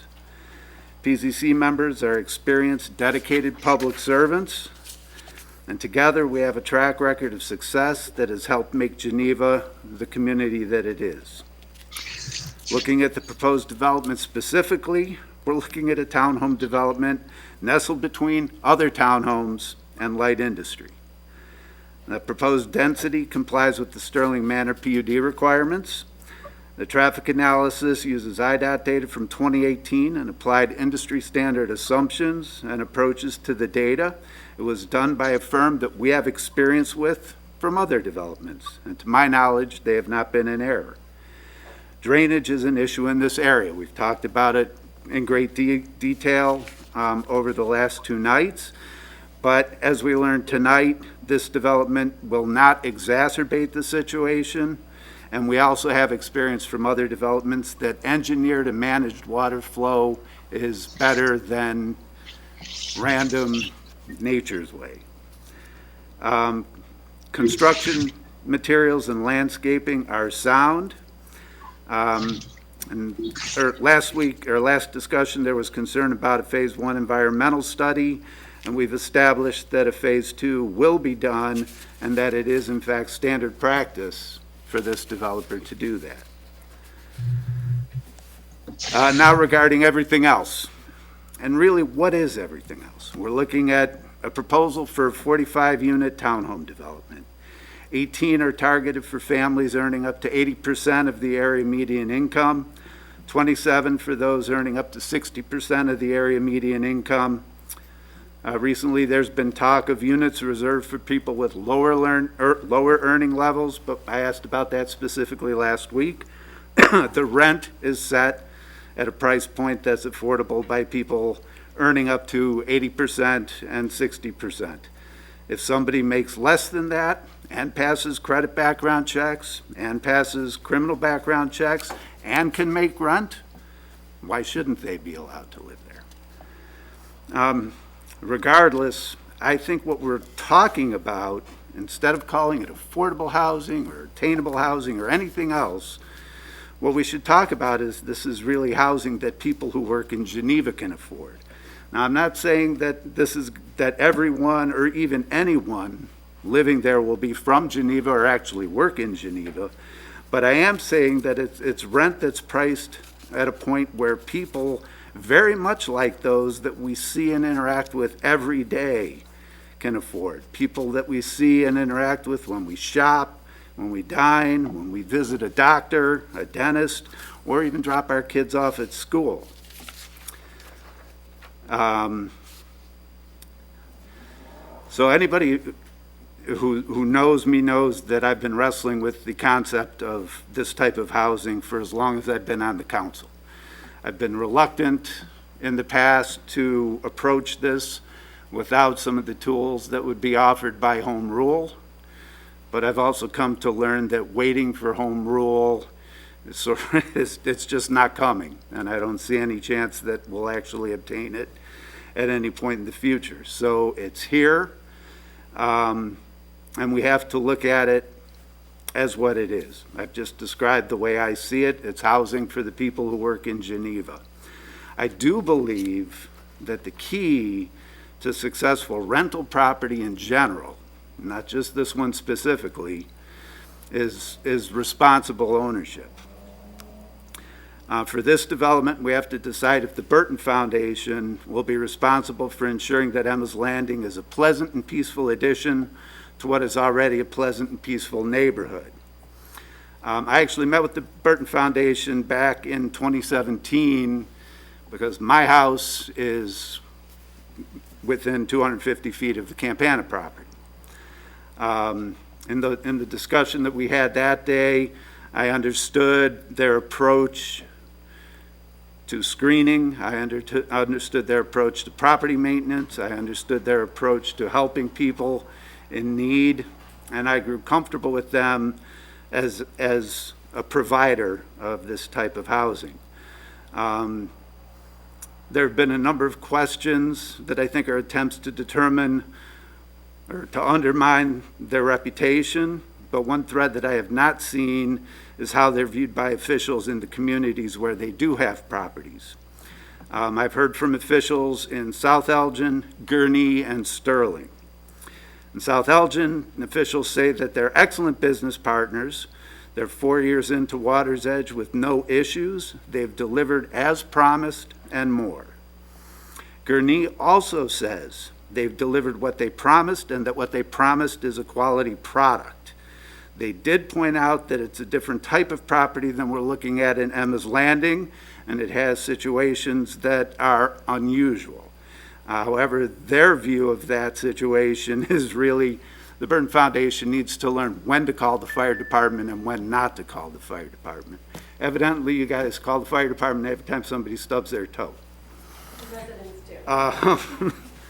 And then in Sterling, Illinois, to be honest with you, they weren't even aware that the Sterling family townhomes were yours.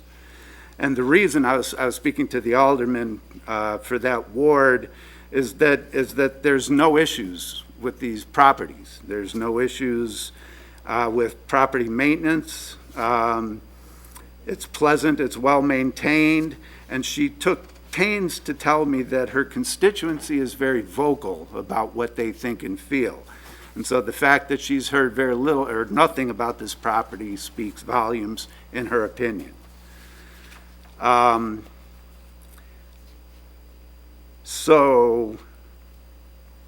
I guess I'll touch on it anyway. Sorry. So recently there's been talk of a potential conflict of interest. However, there's been no mention of the fact that the foundation has been told previously by the IHDA that this is not a conflict, and that recently the director of IHDA has stated the same. So in my opinion, affordable housing is coming to Geneva in one way or in one form or another. If we could choose the business partner that we have for such a development, I believe that the Burton Foundation would be a good business partner based on their proven track record in other communities.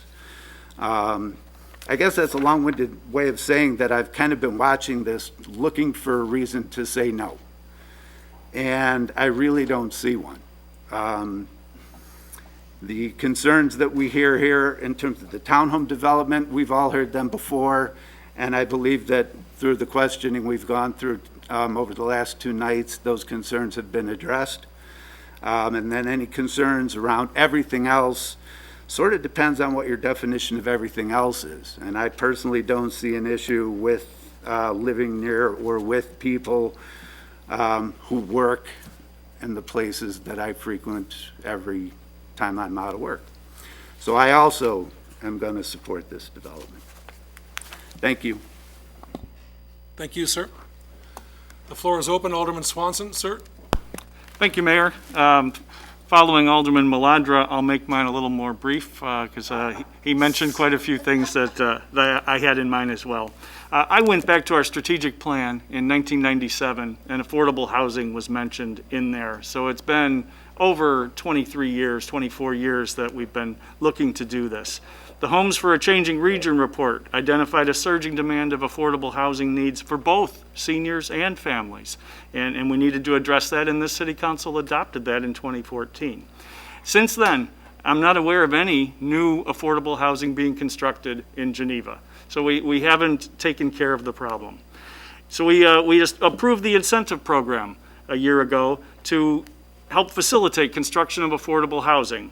And at that time, we thought we would get a development, and we now have one in front of us. And then we had a lot of complaints or questions or concerns about flooding, about density, about the school district or the process. And all of those have been addressed either by the Planning and Zoning Board or this body. And I think satisfactorily, as Alderman Maladra mentioned. It was a 6-to-1 vote by the Planning and Zoning Commission. I'm not aware of any correspondence or concerns of residents who brought up the Burton Foundation's Water's Edge in South Elgin, which to me is the most recent facility like this one, and it's nearby. And I was kind of surprised by that the closest development like it has not been mentioned. And then I saw the village administrator of South Elgin, which Alderman Maladra mentioned. I'll add a different quote. The village administrator of South Elgin stated Both projects have been a great success. They have both an affordable housing and a senior affordable housing, and we have had no real issues with the buildings or the tenants. So the decision tonight, to me, will confirm whether Geneva is serious about providing affordable housing. Since 1997, we've been including it in our strategic plan. We reaffirmed that in 2007, 2014, 2017, and 2018, as well as approving the Homes for a Changing Region. This is our first real proposal to build affordable housing in Geneva in almost 25 years, and I will support it. Thank you. Thank you, sir. The floor is open to any council member. Should they choose to make a statement or continue with any questions or comments of our professional staff or the Burton Foundation team?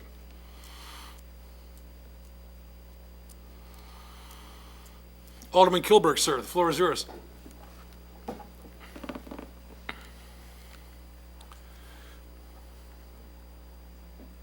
He's on mute. And can I be heard? Yes, sir. Okay, thank you.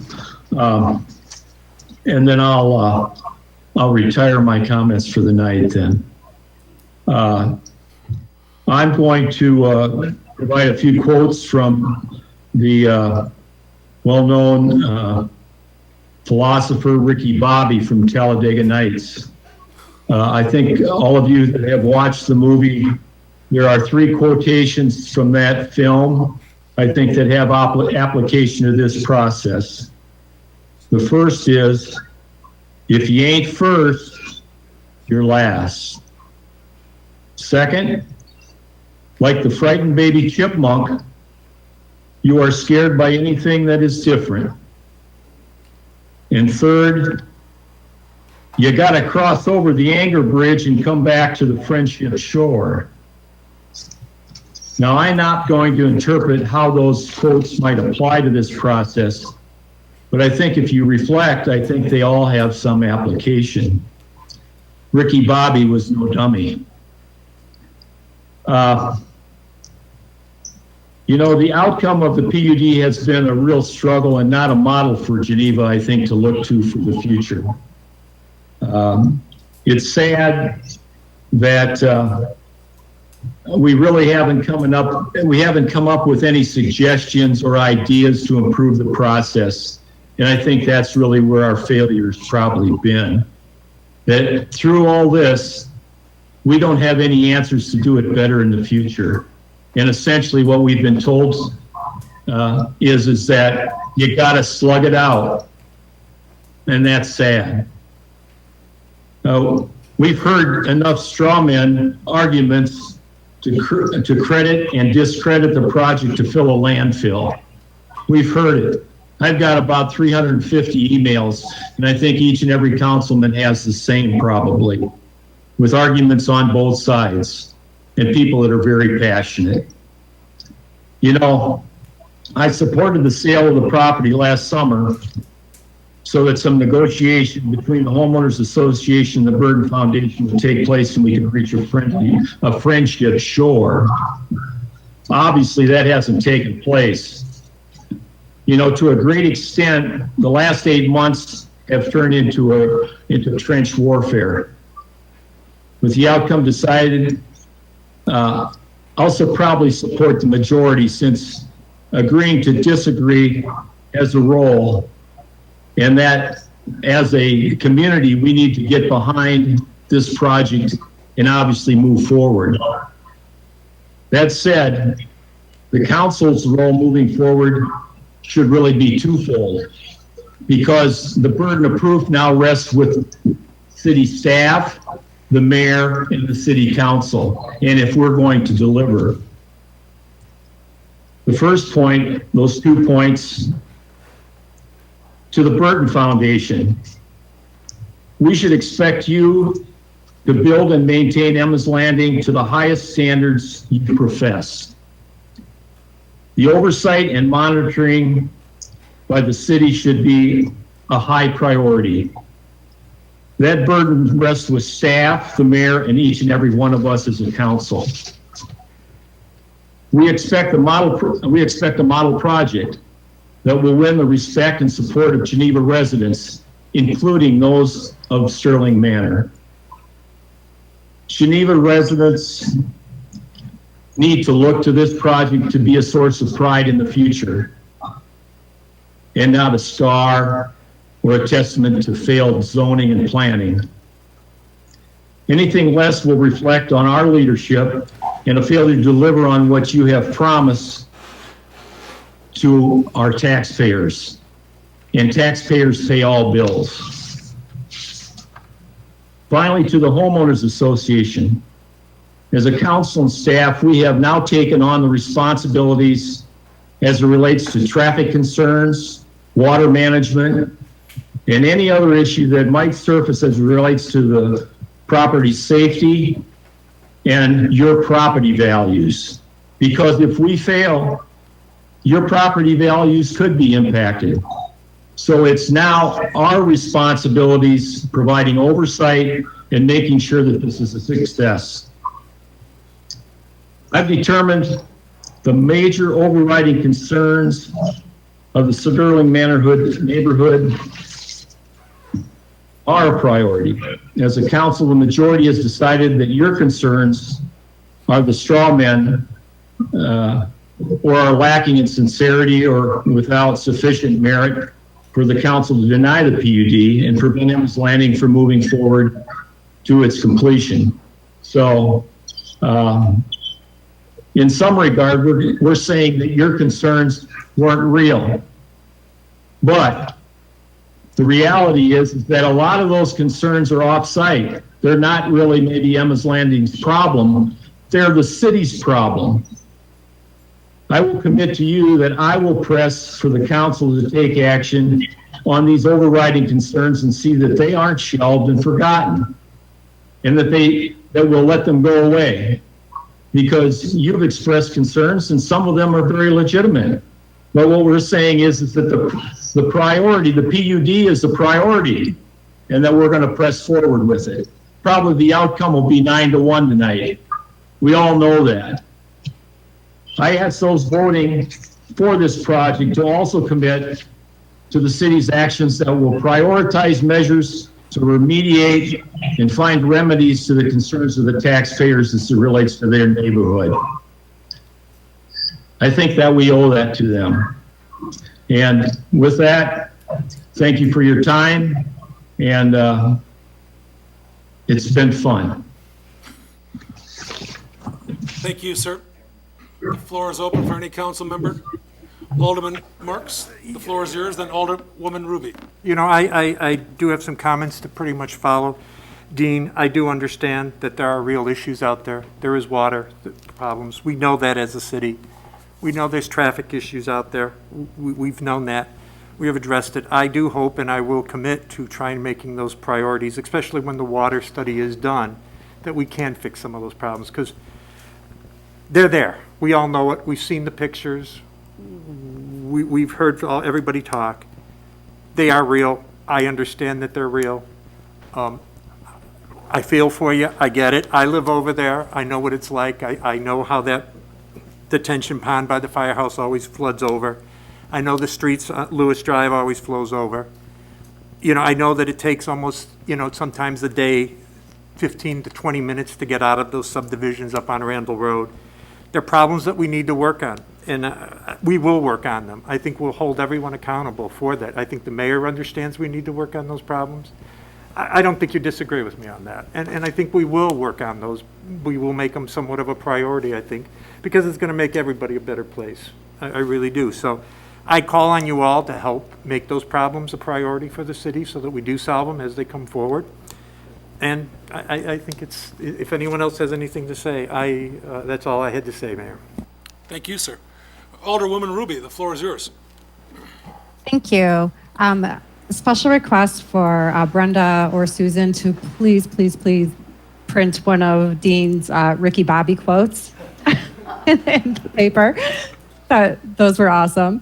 I just wanted to share, I am bursting with excitement for this project. I could not be happier or prouder to support Ems Landing. Thank you. Thank you. Alderman Bruno, sir, the floor is yours. Thank you, Mayor. I too am excited for the project. I would differ with one comment about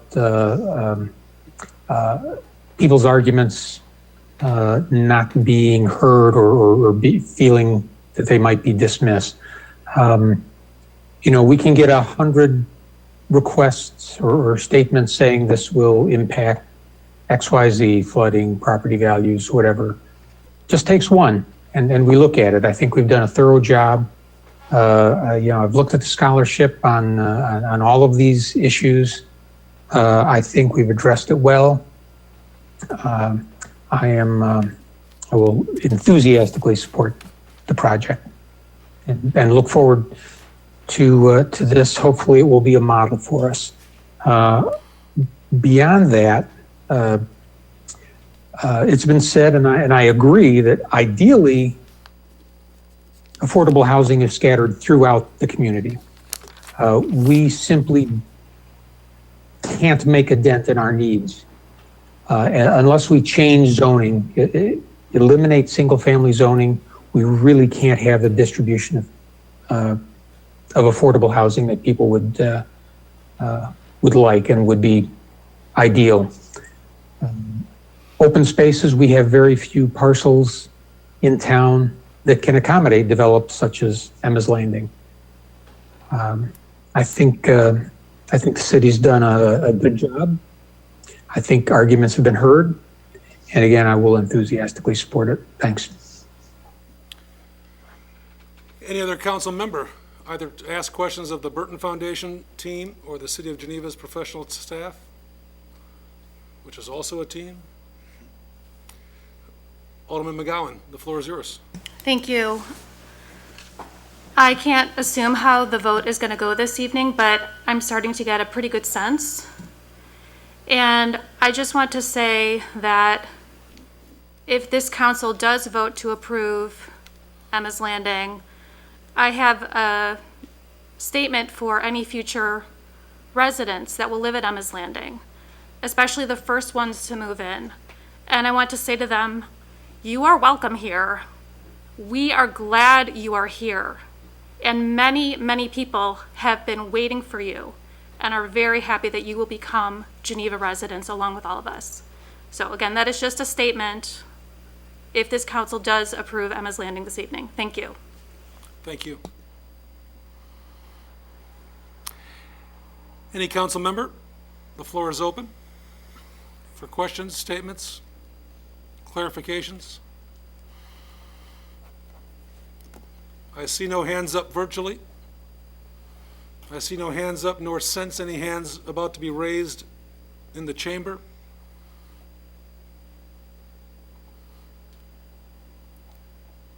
Ms. Dawkins, on the item before us, please take the roll call. Do you need any clarification? Does anyone need clarification regarding the The main motion. main motion, twice amended? Is Ms. everybody- Dawkins, if you have that prepared, you Sure. want to read it? So the main motion is to recommend approval of ordinance number 2021-03, allowing for the construction of Emma's Landing, a 45-unit affordable rental townhome subdivision of vacant property.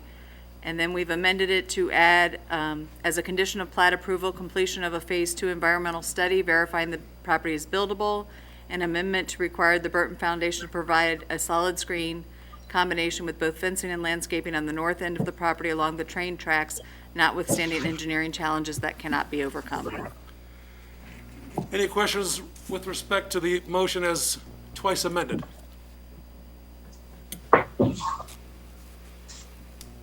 Ms. Dawkins, please take the roll call.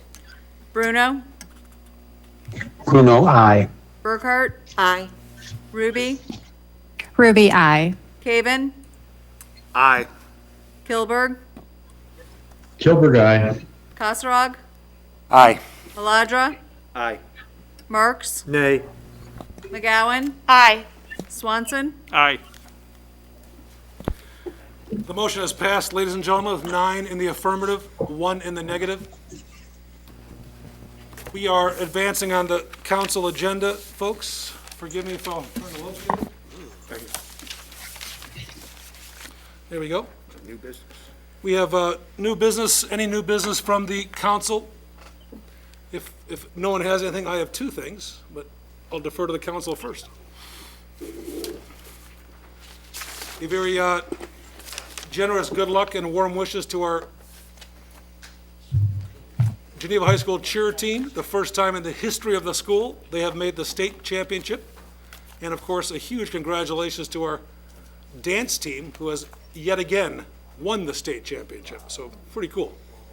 Awesome. Pretty cool. This year's championship contest of the dance team was all held virtually throughout the state. So Geneva's team participated here in the gymnasium while their parents watched in the auditorium. And then all the teams gathered virtually to see who would be declared the champion. So Geneva was honored with that on Saturday, March the 6th at approximately 3 o'clock. So if you heard all the yelling, and that was it. Alderman Kilberg, sir. Just one comment. I appreciate your comments as it relates to Mr. Rosenfelder. I think Geneva graduating students over the last 15 years owe us a debt of gratitude to Mr. Rosenfelder. Mr. Rosenfelder was one of the contributing factors, was one of the early board members that made up the Fabian Foundation. Anyone that's had a graduate of Geneva High School knows of the Fabian Foundation program that provides 10 $5,000 scholarships to Geneva graduates. That is a lot of money, and that can be maintained through all 4 years of college. That Mr. Rosenfelder and Mr. Van Thornout were two of the board members. I can't recall the third member, but they were instrumental in directing those funds, that annuity from the Fabian Foundation to benefit Geneva graduates. And we owe him a debt of gratitude for his philanthropy and his support of students that pass through the halls of Geneva High School. A great man, a great contributor to our community. And I just wanted to add that on top of what you said, Mayor. Thank you. Thank you, Dean. Well said. Well said. Anyone else new business to share? If not, we do have a public comment opportunity. I will defer to both City Administrator Dawkins and Assistant City Administrator McCready. We'll begin with Stephanie first. Mayor, to the public comment email, we received public comment from Rod Nelson, Lindsay McCall, and Karen Fitzsimmons. And again, those will be included as part of the meeting record. Thank you. Mr. McCready, sir. And for those joining online virtually, we do have one virtual attendee with their hand raised at this time. I will unmute Mr. Chuck Miles. Mr. Miles, you have been unmuted.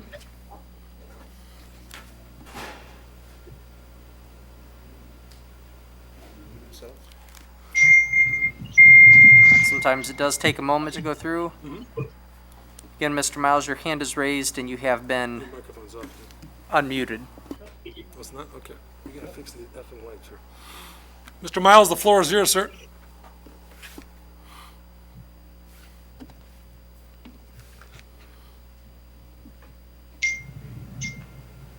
Is he muted then?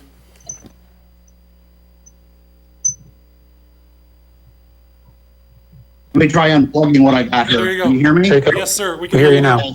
I wish you could all see the smile on my face. This is a big day for Geneva. A lot of you know I've been at this since at least 2013 with Homes for a Changing Region, and we finally got it done. So I do have a couple comments because of the time. I'm going to cut a lot of it short, so you can thank me for that later. I really want to thank all of you that voted for Emma's Landing. You can go to bed tonight knowing that there are current residents that can wake up in the morning with an opportunity to live in Geneva in housing that is affordable. There are 58 families in Geneva that are waiting for housing for their developmentally disabled children. So for Caroline, Haley, Katie, Nikki, Heidi, Becky, Ryan, Daniel, Margaret, and yes, Emma, they now have a chance to live independently in the only town most have ever known. Municipal employees just starting their careers can live in the town they work in. Young public school and private school teachers have a housing option that will allow them to maybe save some money or make those student loans less onerous. The young couple that is working minimum wage jobs can find some financial light at the end of the tunnel. Maybe now they can find the money to go back to school and get that degree, which will open doors to their future. You have made this possible. Thank you. This is a start. There's much more to do.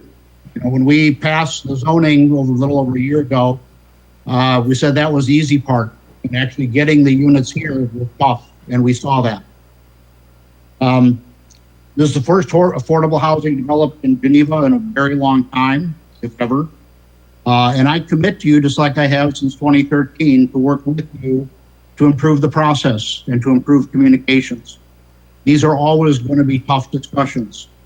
But I think there's communication things we can do that will improve that, as well as clarity of communication. Finally, I also wanted to thank the city staff, particularly Dave DeGroot and Chayton True. Chayton, welcome to Geneva. Professional engineers, members of the Planning and Zoning Commission and SPAC, who are volunteers, by the way, the city council, including Alderman Clements, city administration, and all the people associated with the Burton Foundation.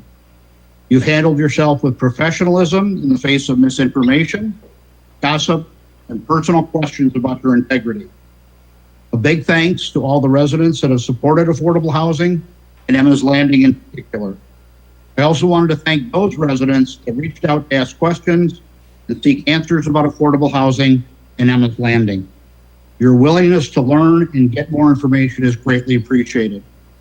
I can guarantee that this will be a great addition to the city of Geneva. Thank you. Thank you, sir. And we also have Ms. McCall. Ms. McCall, I will unmute you.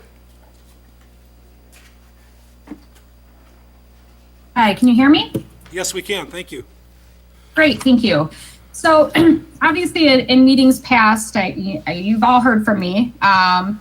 And I've always had a little script to go off of. And tonight, I truly do want to thank the city council, especially Alderman Kilberg. I think you truly brought to the table tonight the concerns that we've had. And I've always said that if those concerns were answered and if they were addressed, I would be the first one to go and meet my new neighbors. And you mark my words, I will be.